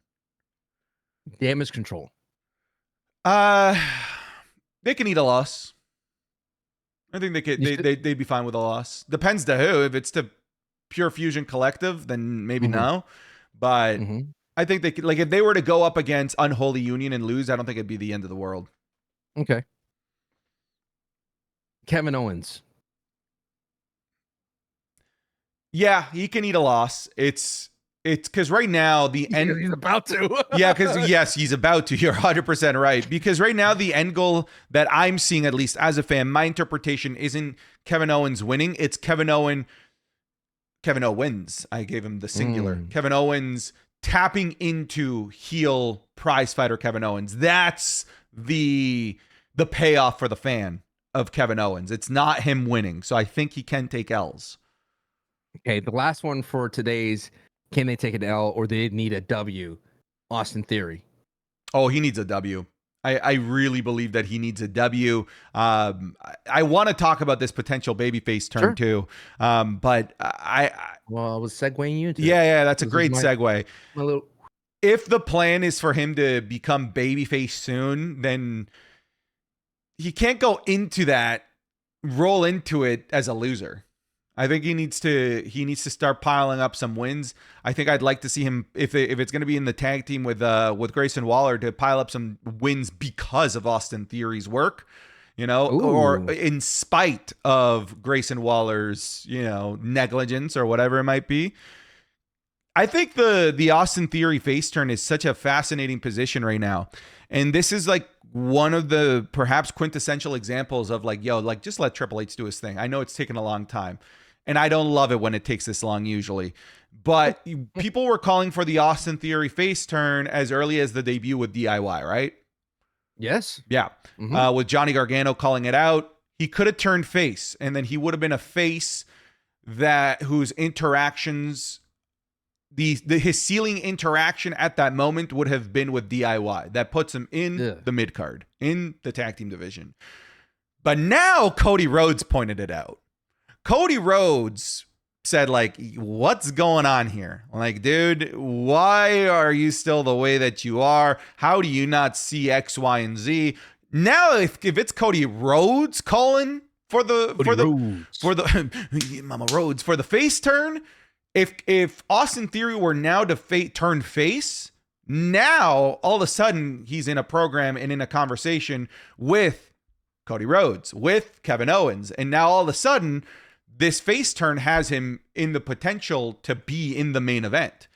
So I think this weight and how they're likely to execute this babyface turn, at least the way that I'm seeing, is going to be better for fans of Austin Theory and better for Austin Theory himself. Do you feel that Austin Theory is limited by being on SmackDown? Because I do see him more as a heavyweight champion and a intercontinental champion, more so the United States and an undisputed champion. I mean, Raw is pretty jam-packed of mid-card babyfaces right now, though, right? The Jey Usos of the world, Sami Zayn's, the New Days. Well, wouldn't you say SmackDown is jam-packed? I mean, I don't want to see him as a face. I want him to be separated from Grayson Waller, sure, but SmackDown needs a heel, and he's a solid heel, but not necessarily.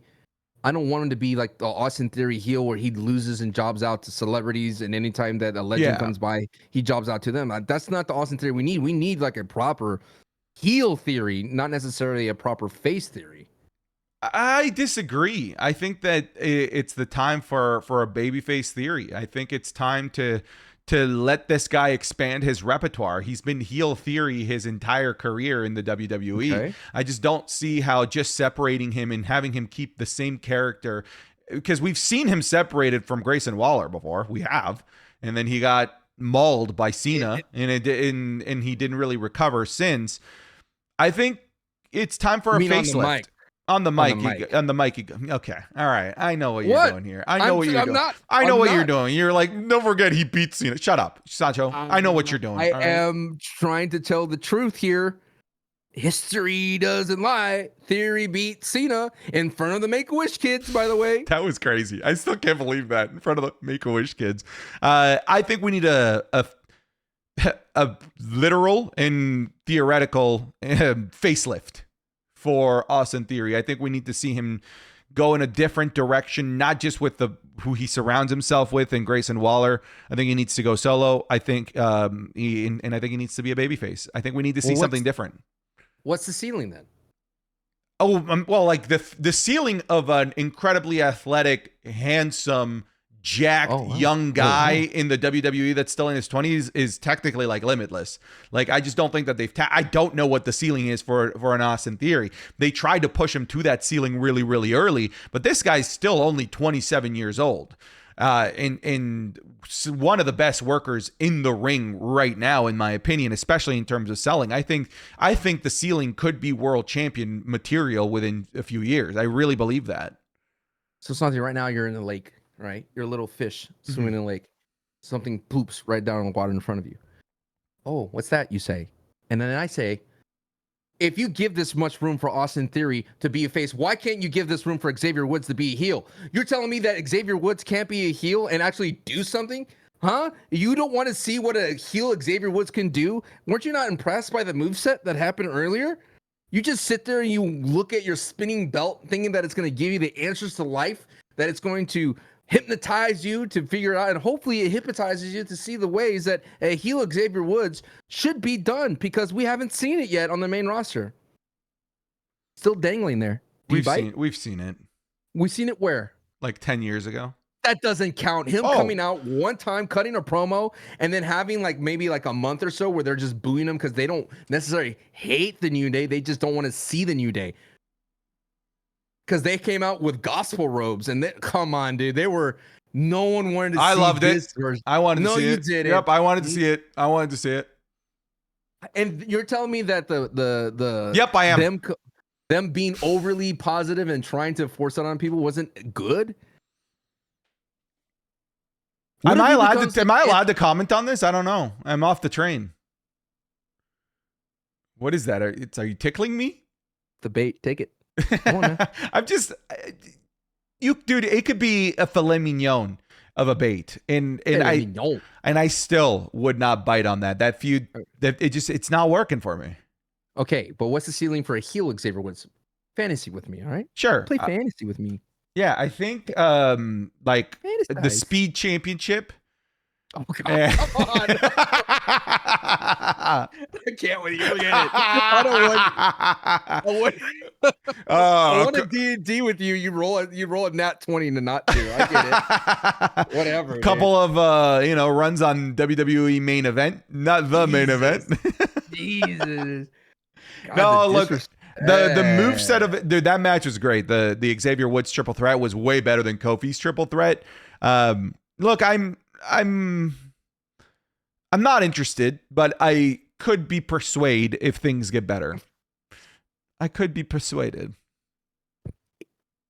Oh, I could be persuaded. Yes. Yeah. First, you need to get my curiosity, sir. You gotta pick up the phone. Put 5 shares into Xavier Woods. Oh man. By Xavier Woods, yes. But no, yeah. I think Austin Theory as a face is in theory, interesting. A game theory. We're getting deep in the podcast. Good old Matt Pat. R.I.P. No, he's still alive. What are you talking about? I just find it interesting that someone could retire from YouTube. I mean, where do you see yourself going? Like, how long do you see yourself riding this train? Why is we on the we should release a train set for the amount of trains we talk about. Yes. Cool. I think for me, I have some different ambitions than being a YouTuber or a content creator my whole life. I want to earn enough where then I have enough runway to start a business. Oh, which I think a glaze factory. Yes, we call this Sancho's Glaze. That's the name of the donut factory. It's unwatchable. Don't do it. I don't know yet what the business would be. I do think it would be somewhere in the realm of online marketing, something to do with influencers, something that I know. I worked in sales my entire life, so like combining being an influencer and sales, I feel like I could do some damage in the space. But I still feel like that's a few years away. I just I have a hard time visualizing what a 50-year-old Santi looks like, still complaining about the New Day and Xavier Woods and Karrion Kross. Ah, man, I think we all, for those of you who don't know, we always have a lot of discussions where wrestling schools can go. We have very, very, very ambitious thoughts and ideas that definitely we the support you guys give us are getting this closer to not exactly execute those ideas, but really start treating them seriously almost. Again, we are going to be at TwitchCon, and it's not at 9 a.m. on Friday. It's like a 4 p.m. on Friday, so at local time, which is very, very exciting. I will be at TwitchCon as well, doing my thing. So yes, we do have big ambitions for Wrestling is Cool, and we value your support because it's getting us there. But I don't know, man. I think what's cool about me is because, you know, I come from the gaming space. I do see this as a great way to not necessarily ride off to the sunset, but just to chill here for a bit, man. Wrestling for me, I love it so much. I could see it watching it into my like late years, like until my 70s. I love it that much. It's entertainment and it's fun to talk about. Well, I talk about it the same level of care that I do now. Probably not. You're gonna be that guy working at some dumbass pawn shop when you're 75, and they're like, "Oh, you got posters of wrestling? Yeah. What's this? It's a wrestling DVD. SummerSlam 2024. Google it." It wouldn't be a Google. At that time, it'd be something else. Dude. Yeah. Neuralink it. Neuralink. I've seen it all. God, you ever thought about that, man? Where can we go? The human existence when it comes to technology, how it's ever moving fast. This is where the part of the pod, like it cuts to like a like the galaxies and the B-roll of like life evolving. Dude, I've had those existential crises in like where I've watched like some 2-hour documentary of like the world and the different dimensions, how it could potentially go up to like 10 dimensions and we're only in like the 3rd dimension, and there's higher dimensional beings above that potentially, things that literally we cannot comprehend, which is just like mind-boggling. Like it just doesn't compute. Yeah, man, the universe is a crazy thing, and somehow, some way, with this universe being endless and vast, we ended up being wrestling content creators. Somehow. I don't get it. It's where we are supposed to be, Santi. Yeah, that's where life takes us. Someone said, like, should I get into wrestling? I was like, yes, now's the perfect time to get into wrestling. It really is. I had some friends from college reach out regarding wrestling and what I'm doing because they saw the freeloaders. Just call them out. Now all of a sudden you're popular now. Wow, good to see. Get back on the Santi train, right? Because of like the AJ Francis heel turn, and then all of a sudden I'm like explaining what I do, explaining like the boom of professional wrestling is like, man, like I don't know, I just got lucky. Like it's just getting popular. I don't know what to tell you. Yeah, man, it's a fascinating existence at the moment in this world of professional wrestling, but I don't know that that just talking about wrestling, I want to do more things in my life than just being a wrestling YouTuber. I have some ambitions of business. I have some ambitions. See, I have the exact opposite. Sancho, buy me Sears. Buy me Infinite Chairs of Blockbuster. I do believe they're going to be making a comeback. I was going to say, like, I have the exact opposite. I feel bad for all my high school and college friends. Like, you're just inundating our feeds with wrestling clips. Why are you doing this? I'm like, I'm sorry. I'm trying to feed the kids. He's slated this. Dude, my response anytime I hear somebody that like in the IRL circle of something that's like, man, like, yeah, your wrestling feeds just pop up all the time in my TikTok. I think like, I don't know what they're trying to do. Like, I almost think that like, they're like, aha, I caught you making wrestling content. Blah, blah, blah. And I'm just like, I'm glad the algorithm's working. Aha. Huzzah. We found you. You are a wrestling fan. I'm like, oh, brother, you only know a little. Just wait till you see everything else. Just wait till you see. Why don't you go check out the Patreon? Patreon.com/SantiZam. Check out the match club. Where we watch a pizza death match.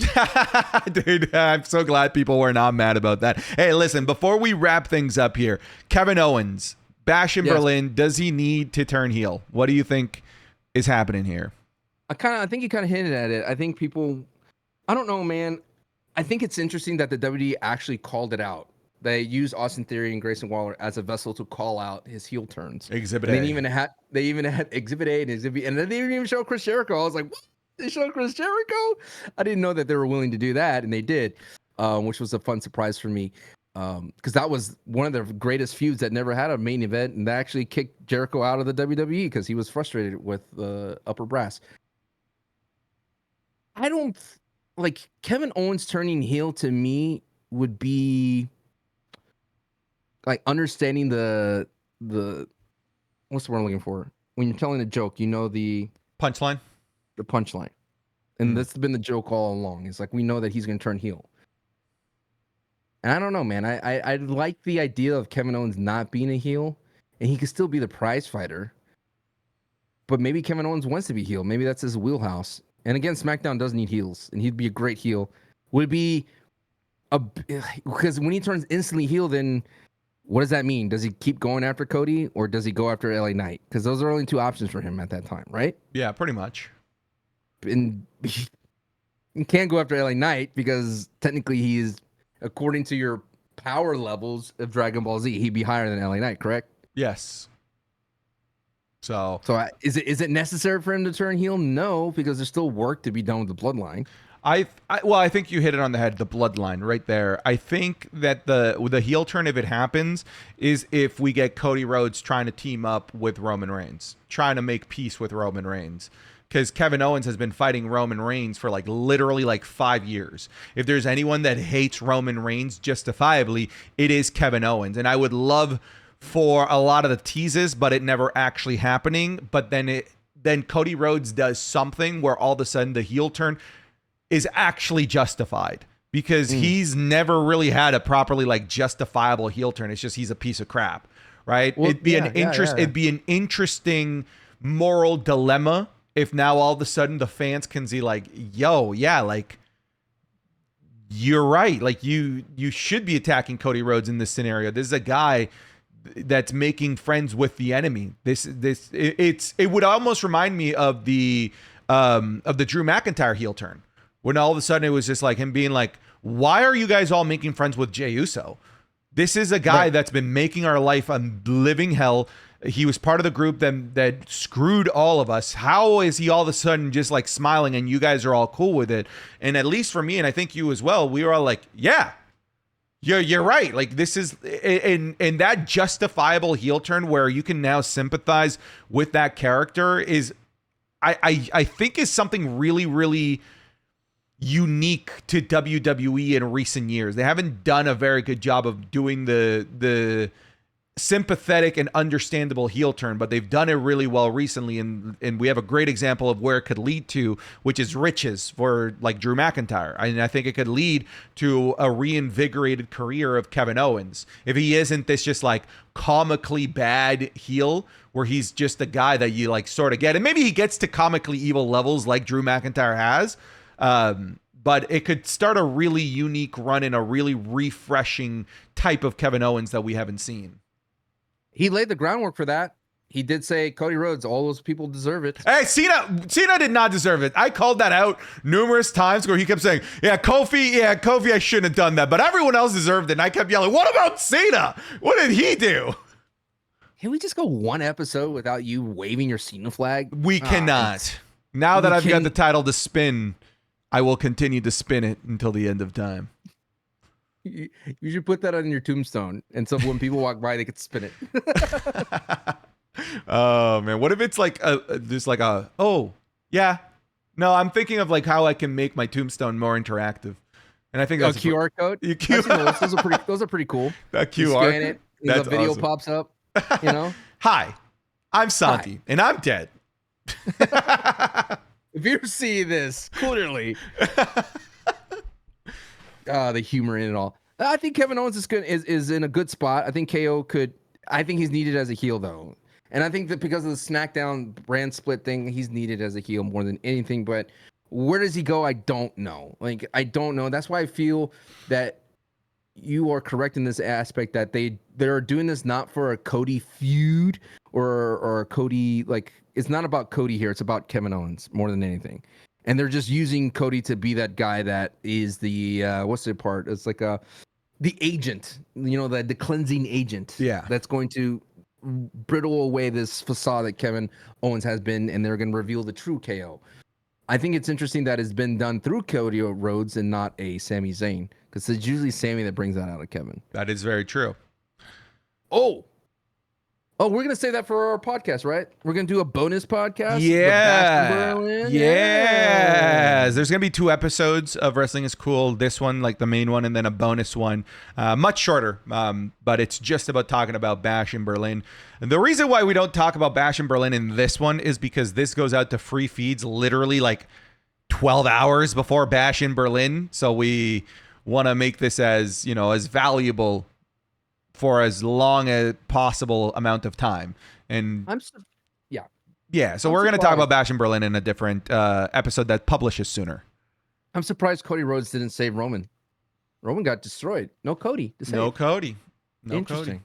They're saving that. That's gonna be in one in the chamber. 100%. 100% is going to happen. Did you chuckle and laugh as much as I did when DIY? Yeah. It's like, what are you doing? What are you doing? You read the room. You're going to get destroyed.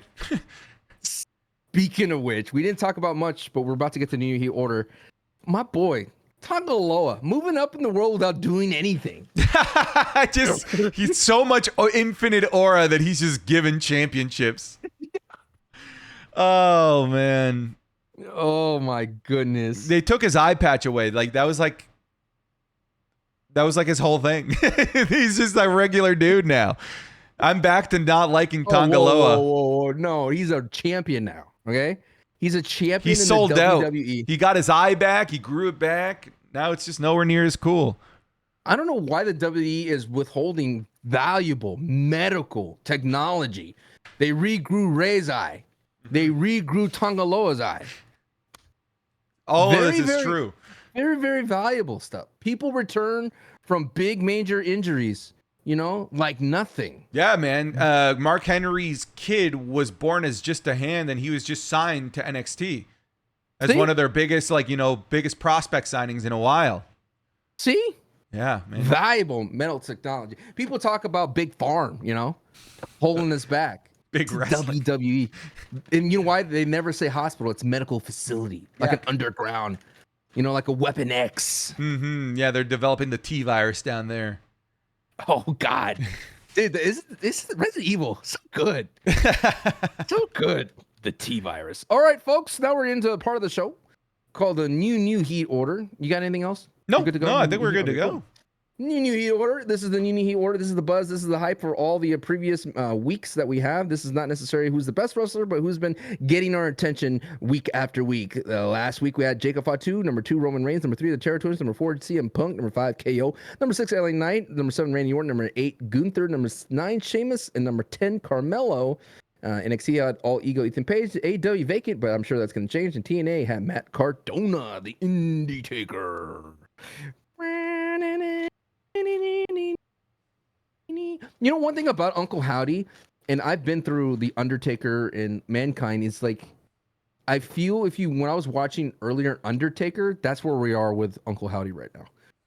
Gray glove, gray boot Undertaker, where it was very. You think that there's going to be a big evolution? Yes. Okay. I feel that we're getting there, and I know Biker Uncle Howdy, rolling.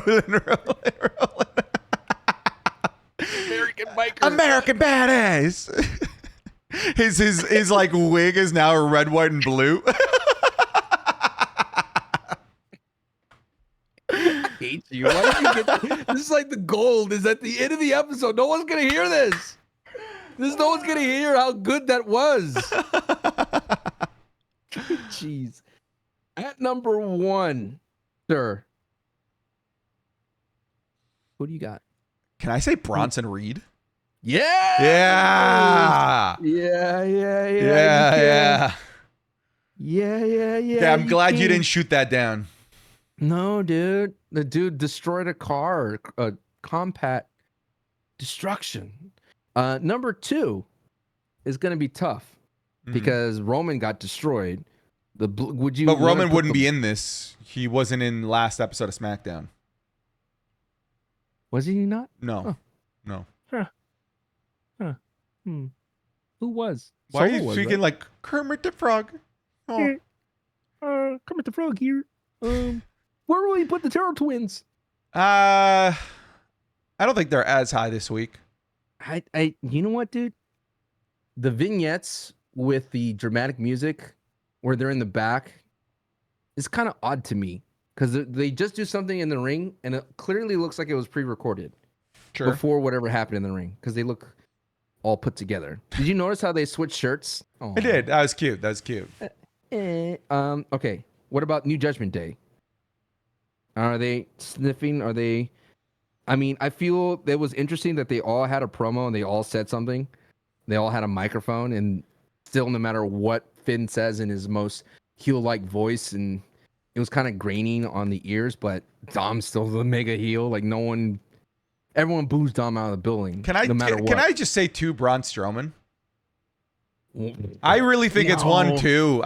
Dude, I'm thinking back to Raw and SmackDown, and I just keep going back to those two. I do. That's like that to me was the best thing of the week, all week, just those two. Am I reaching? You're reaching. Because if Braun Strowman beat Bronson Reed, you'd be like, oh no. But he didn't. And this isn't about what didn't happen. This is about what did happen. And those two created the most buzzworthy moment of the week. But are you excited to see Braun Strowman after this? I'm excited to see Braun Strowman with Bronson Reed. You're gonna think we get a part 2? Of course. There's no way we don't. The match didn't end. Because that match is gonna they're gonna have a match where they break the ring. Yeah, but that's a lame spot now. Wow, okay.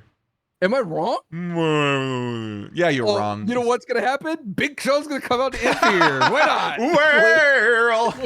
Well is the big dude? It's so funny in Match Club so what happens usually for those that aren't on Match Club is like a match will get voted. We've never seen it before, and it's now happened 2 or 3 times where the match is going really, really well, and then all we hear is well is the Big Show, and Big Show interferes. We're like, what the freak is happening every time? It's like a wet fart. It really is, dude. And that last Kurt Angle and The Rock one that we watched, No Way Out 2001, that caught me so off guard. Just the Big Show just coming out for no reason, as far as we know. Everybody. Yeah, and then leaves. Even the referee, Mike Chioda, it leaves. Where's the Big Show? Okay, fine. I'll give you Braun Strowman. Who's at 3 then? Okay. Can we go? Can we possibly go with Drew McIntyre? His promo was on par with what I said, but because I'm not this 6'5" god with nice hairy chest with developed muscles who stands tall like a Scottish warrior, I don't get the respect that I deserve because I said the same thing about CM Punk. I said it. I said this is a lame CM Punk that we're getting, that he panders to the crowd. And just because Drew McIntyre does it with all that aura and all that pizzazz, he gets the respect and gets everyone going like, yeah, that's right. Drew is right. CM Punk does say all this kind of dumb things. You know what it is? You're the kid in class that whispered something really funny, and then the kid next to him said it out loud, and everyone laughed and thinks that they're really funny. Meanwhile, you're like, I said it first. Yeah. That's you right now. That's who you are. When Drew started talking, did you think of me? No, just about Drew. Drew was the originator of that thought. Number 3, Drew McIntyre. Do you agree? I do. Okay, great. Because of that really awesome original thought that he came up with that I'd never heard before. Great. I'm going to put number 4, KO. Ooh, I like that. I'll co-sign that. That great little walking up to them. Yeah. Yeah. He knew. It's happening again. Oh, there we go. The pen is glazing all over Sancho for the audio listeners. Jeez. Number 5, I'm going to put Randy Orton. Great promo. Had to carry that feud by himself. Okay. Okay. Randy's a good choice. We won't get that Randy Orton. Okay, here's the question. Is Uncle Howdy on this? Oh, God. And you know what? I think you say no, I say yes. I'm not saying no. I think that's exactly what you're saying. No. Exactly what you're saying. Wait, where's that video of the guy's like, no, don't do that to me. Yeah. Is that not John Bernthal in The Punisher? Wait, no. No, that's a different one. I'm thinking of the guy's like, no, put that down. He's like yelling at people. I just don't want to put him that high. I think we're in early stages. Like I said, he is not as a finished product. I think they need to figure out how can they stand out beyond the shadow of Bray Wyatt. Sure. While, you can still have reverence for Bray. And I think Bray wouldn't. I don't know, man. I feel like I'm already looking to the future, which I know is a disservice to me now. Very deep thought there about the comments. And I'm just going to stand by what I said. I think it's in the early ages. Oh, jeez. Bro, come on. So disgusting. Oh, the other arm's bigger than the other. Does that bother you? The left arm's bigger. Yeah. I think it's angle, actually. It's an yeah. angle thing. It's the shadows. Yeah. It's the shadows. You can come see them for real at TwitchCon. Oh, Jesus. I'll let you even touch them. We should just have a segment in our panel. It's just you flexing. But you have to be. Why don't you take your talents to Oil Town? I don't think I will. Just like Captain America. Put the oil on the bod, bro. Put the lotion in the bod. You know what? It's one of the things I dislike that this current kind of trend to insult people is put the fries in the bag, I love bro. that. I love that. But here's the thing: people are using it in mean ways. For everything, right? Yeah, and they're killing it. But when I see, like, for example, like Val Venus being really angry and and just going off the rails on Twitter, and then Sean Ross Sapp being like fries in bag, I die. Where will we put Uncle Howdy? I'm going to put him at 7. I'll go 6. Okay. You're willing to see that? I don't want to put him past LA Knight. LA Knight's open challenge. Sure.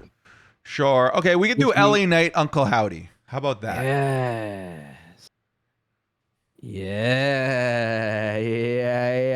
Dude, and they have to cross again. Uncle Howdy and LA Knight have to, because that was one of the last people he was feuding with. Last one.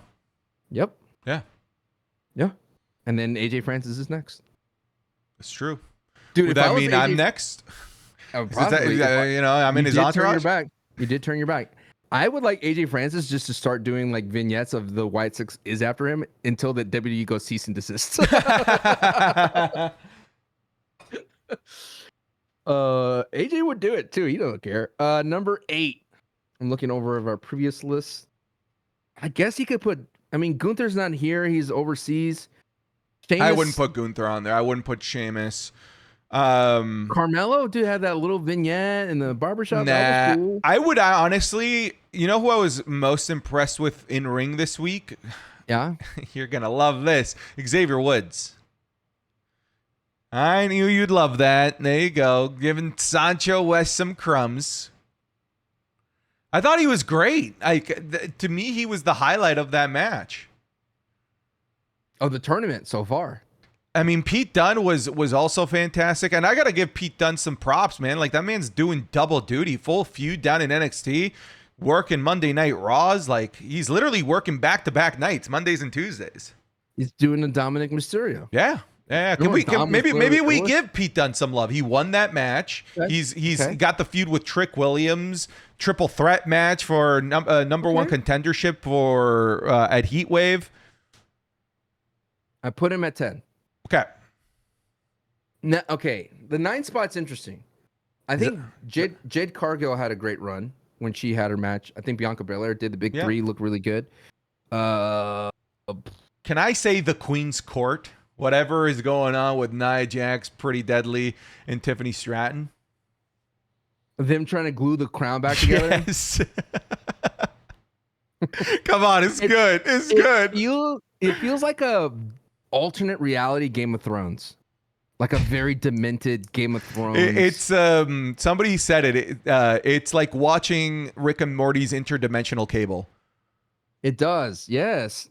You know, one of my favorite parts of that was like, you're entering, like, stay out of my personal space. Those are 1, stay out of my personal space. 2, who's the guy that's got eyes in his ants in his eyes? I'm ants in my eyes, Andy, and I can't see anything, and that's why our prices are so low, because I don't know what the prices are, because all I see is ants in my eyes, or something like that. His prices are just so low because he's just got hits in his eyes. All right, here's what we have on the WWE side of things so far. Number 10, the Queen's Court. Number 9, Pete Dunne. Number 8, Xavier Woods. Number 7, Uncle Howdy. Number 6, LA Knight. Number 5, Randy Orton. Number 4, KO. Number 3, Drew McIntyre. Number 2, Braun Strowman. And number 1, Bronson Reed. I want to say something. You sneaky little devil. You, without consulting me, took Pete Dunne from 10th to 9th and put the Queen's Court in 10th when I had suggested the Queen's Court at 9. You, sir, j'accuse. You have been caught. Yeah, but you're going to tell me Pete Dunne does not deserve one over the Queen's Court? We just had one segment? Sacho, this is a relationship. We need to communicate. Just like Xavier Woods and Kofi Kingston, we need to communicate. It's about good communication. And you threw that by the wayside. You know what? Have it the way that you want it. We can keep it the way that it is. And I know, and you'll know, it's a tainted list because you didn't consult me. Good sir. I feel like I'm in trouble. Like I'm going to hear about it later. Dude, okay. You remember that happened to you? You're like, oh. There's a clip of Undertaker's podcast where the co-host, the guy that runs the podcast with him, tells him about what Logan Paul did in Japan. And, he did? Yeah. Wow. He tells Taker about what Logan Paul did in Japan. Why would they do that? And the top comment is like, just wait until your dad Undertaker hears about this. It's just like like being told on. Oh, yeah, because you could tell Taker was like, oh, man, that's messed up. It's like, oh, Taker had this vision of Logan. Now it's like shattered. Tough, man. Mm-hmm. Tough, bad, hard times for Logan. I mean, Logan is literally, people are forgetting his I was just thinking about this. Like, should we talk about on the pod? Is Logan's legacy as United States champion? I mean, he did what we expected him to do. He just didn't wrestle enough. He did. That's the thing. He did. I don't think he did what I expected. I expected more wrestling, but the showmanship of it, I think he did succeed in that.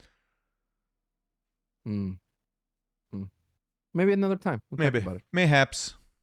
I don't think. Do you think he comes back anytime soon? No, right? I feel like he's gone until the next week. I think he's gone until Saudi in early November. Really? Yeah, he's been at every Saudi show. That's just the last two. Couple crown really jewels. Love Logan Paul. Huh? I think they do. He was the main event of King and Queen of the Ring. Main evented Crown Jewel 2022 or 2023, whatever it was, against Roman Reigns. He goes on and wins the U.S. title in Saudi Arabia. I think they do. Who is the AEW after All In? Ooh, Bryan Danielson. Yeah, it's Bryan Danielson. I wouldn't even say it's close. But is it do or na when you're in the crowd setting? Because I'm a do. I'm a do guy. But it doesn't come out as nice when a lot of people go do versus na. I mean, it sounds. I know, but like you need to respect the integrity of what it's supposed to be. It is a do at heart. You know, come on, you know it's a do at heart. I know it is a do at heart, but its singularity do makes so much more sense. But when the crowd setting, it sounds goofy compared to na as a crowd. Yeah. It has more of that soccer vibe. Sure. And what a great entrance that was. And the clapping. So good. Oh, and them chanting the Osprey song. Osprey. So good. When I play Fortnite, when I get to my 1v1 to win, I play when I play Fortnite. When I get out of the storm and I'm in a build battle, I like to really set the mood and go and get that victory royale. How many crowns do you have, Sancho? Oh, I hate you. There's like you want to know why I won't keep doing this till I'm 50? It's because of your ass. Sorry, Sancho. Tell us about your Fortnite. No, I'm not. Why should I? I'm unwatchable. One day I will be unwatchable to watchable. You will be here for that. Now, undeniable. I'm sorry about the Fortnite bit. That was mean.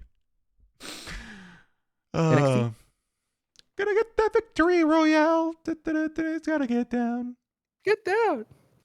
Tomato Town. Sorry, where are we? What's NXT? It's Joe Hendry, #1 contender.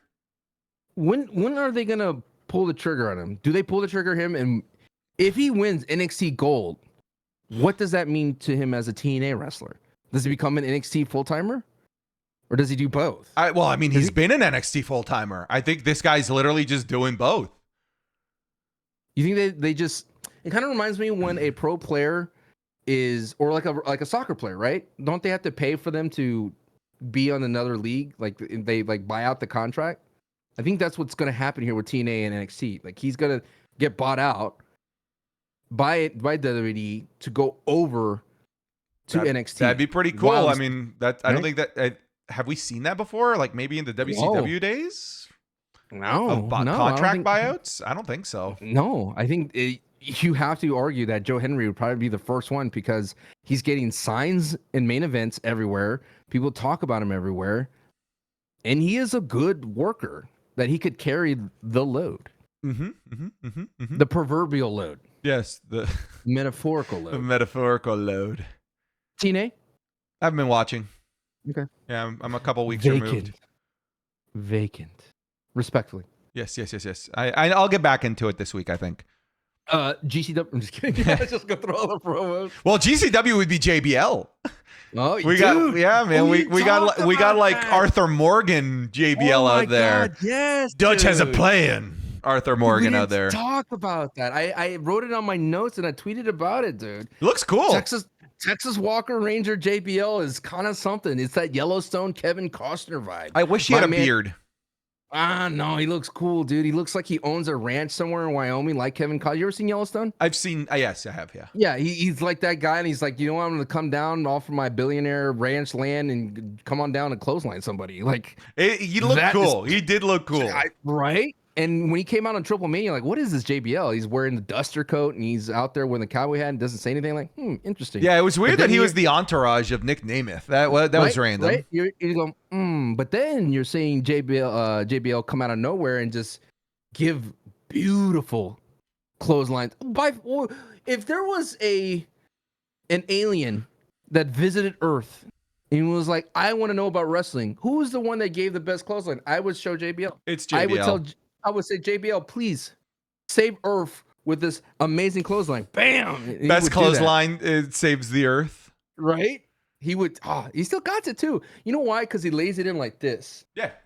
It's never like across the chest. It's like right there. Yeah, it's got this oomph behind it. You think they bring in this JBL, the WWE?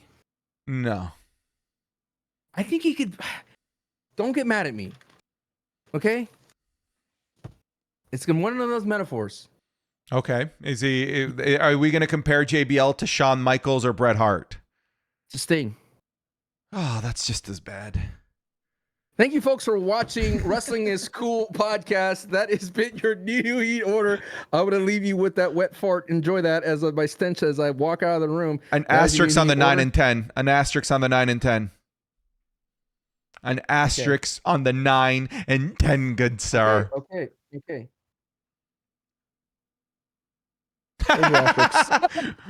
Well, he only got 4 fingers. Fifth one, you don't want to know where it is. All right, there you go. Thank the patrons. Sancho, we got Bash in Berlin. Where are you watching it? I am watching it on twitch.tv/Sancho West. Come on by the watch party. I post some reactions on TikTok at Sancho West Wrestling and on Instagram.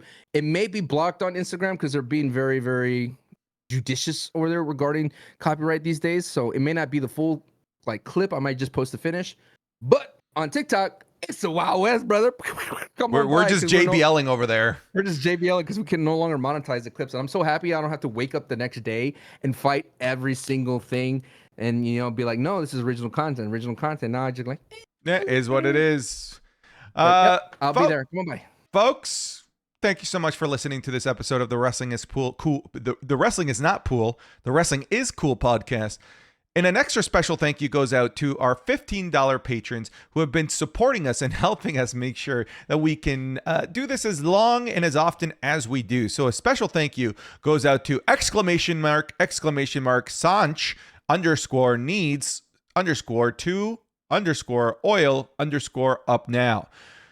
Exclamation mark, Santi is daddy, exclamation mark. 0000 FU Santi, I'm first now. Nick Harvey, idiot, you're third now. How do you feel? 2022, Benjamin, Aaron Garcia, Adam McLeod, Adrian Jones, Akira Kemp, Alex Reigel, Alan Crockett, Andy Taylor, Anita Maxwin, Asher McYoda, Asperlitz, Ozzy Kingslayer, author LM Wittenhagen, Ben Calloway, Ben Davis, Barry, B Hostile, B Poppy Sasquatch, BK So Chill, Blake Kimball, Brady Keaton, Brandon Cannell, Braden Mazur, Brian Dardis, Bryce Burt, Caleb Lee, Call Signed Caveman, Callum Wood, Cameron Noel, CB Chupapi, Chick P Bean, Christian Billick, Christian Ormsby, CM Puff, Colin Roach, Connor Williamson, Dallas Fletcher. Are you laughing at CM Puff? Yeah. Danny the Chat GF, Dar, did you know that I Crazy Dude is my favorite viewer? DJ Broadnex, DJ S8715, Dumsky, Eric, quote, Theory Gonzalez, Ethan Latch, Isatch, Puppy Undies. Puppy Undies? What am I saying? Anyways. Fish Reel, Fletcher Walpoles, Forever Wrestling, Gamerscape, George Valdez, Gilbert Deans, Going Down to Oil Town. GXA, man, Harley McClure, Troy McClure, Hassan Aziz, Hayden Thornton. I really am oiling up next week on the pod, Sancho. Issa David, Itza Mista. What's with the Marios? It's a me, David. It's a me. Not enough boobs. Not enough boobs. Not enough bugs. You're right. I'm going to nut in Santi's protein shake. Jackson Conley, Jacob Pena, Jacob Staffel, James Abel, James Brian Belugo, James Jeffers, Jassim Alcazar, Javier Arenas, Javier Rodriguez, Jalen Steele, Gene, Jeremy C. Moreau, Jesse, Joe Velez, John Diagidio. Every week. Jonah, Jonathan Daly, Jordan Lynch, Joshua Warwick, Juan Verduzco, Judson Daniels, Juice Man Jeremy, Justin Perkins, Caden Rivers, Candine, Kissa, Kuwaiti, Rick Boogs, there you go, Lil Shifu, Manly Man, Manuel Marufo, Matthew Dollar, Michael Dean, Michael Walter, Mohammed Albanai, Monte Moore, Neb, Nellanzak, Nicholas Kyle, Nighthawk, Peach Mania, Phoenix, Reaper God, Ricky Dutcher, Rocky B, Rodolfo Reyes, Ryan Fear, Riley, Santi, Will You Marry Me, brackets say yes, Saudi Rick Boogs, Screamo Scott, Serenity, Seth, Shane, Sherry, Silver Football, Solo So Fat We Should Call Him a Duo, Spencer Schnartz, Stephen Rhodes, Stucky, Sugar Shane, Super Malachi Galaxy, Tanisha Jones again, the final boss, the Gaming Freak, the Joe Man 21, TM, Tobias Burnett, Tom Lehman, Trent Head, Trio Sokoa, Two Crown, Wesley Simpson, Wesley Van de Steen, Whip One, Zan Frank, Javier Izquierdo, and Zergzito. Oh, we also have period quote bracket Lord BB&J. Yes, I'm trying to be last. Congratulations, you did it. Nice. Folks, thanks so much for listening to this episode of the Wrestling is Cool podcast. Thank you again to the patrons for the support. Take care, and we'll see you in the next one. Cheers, everybody.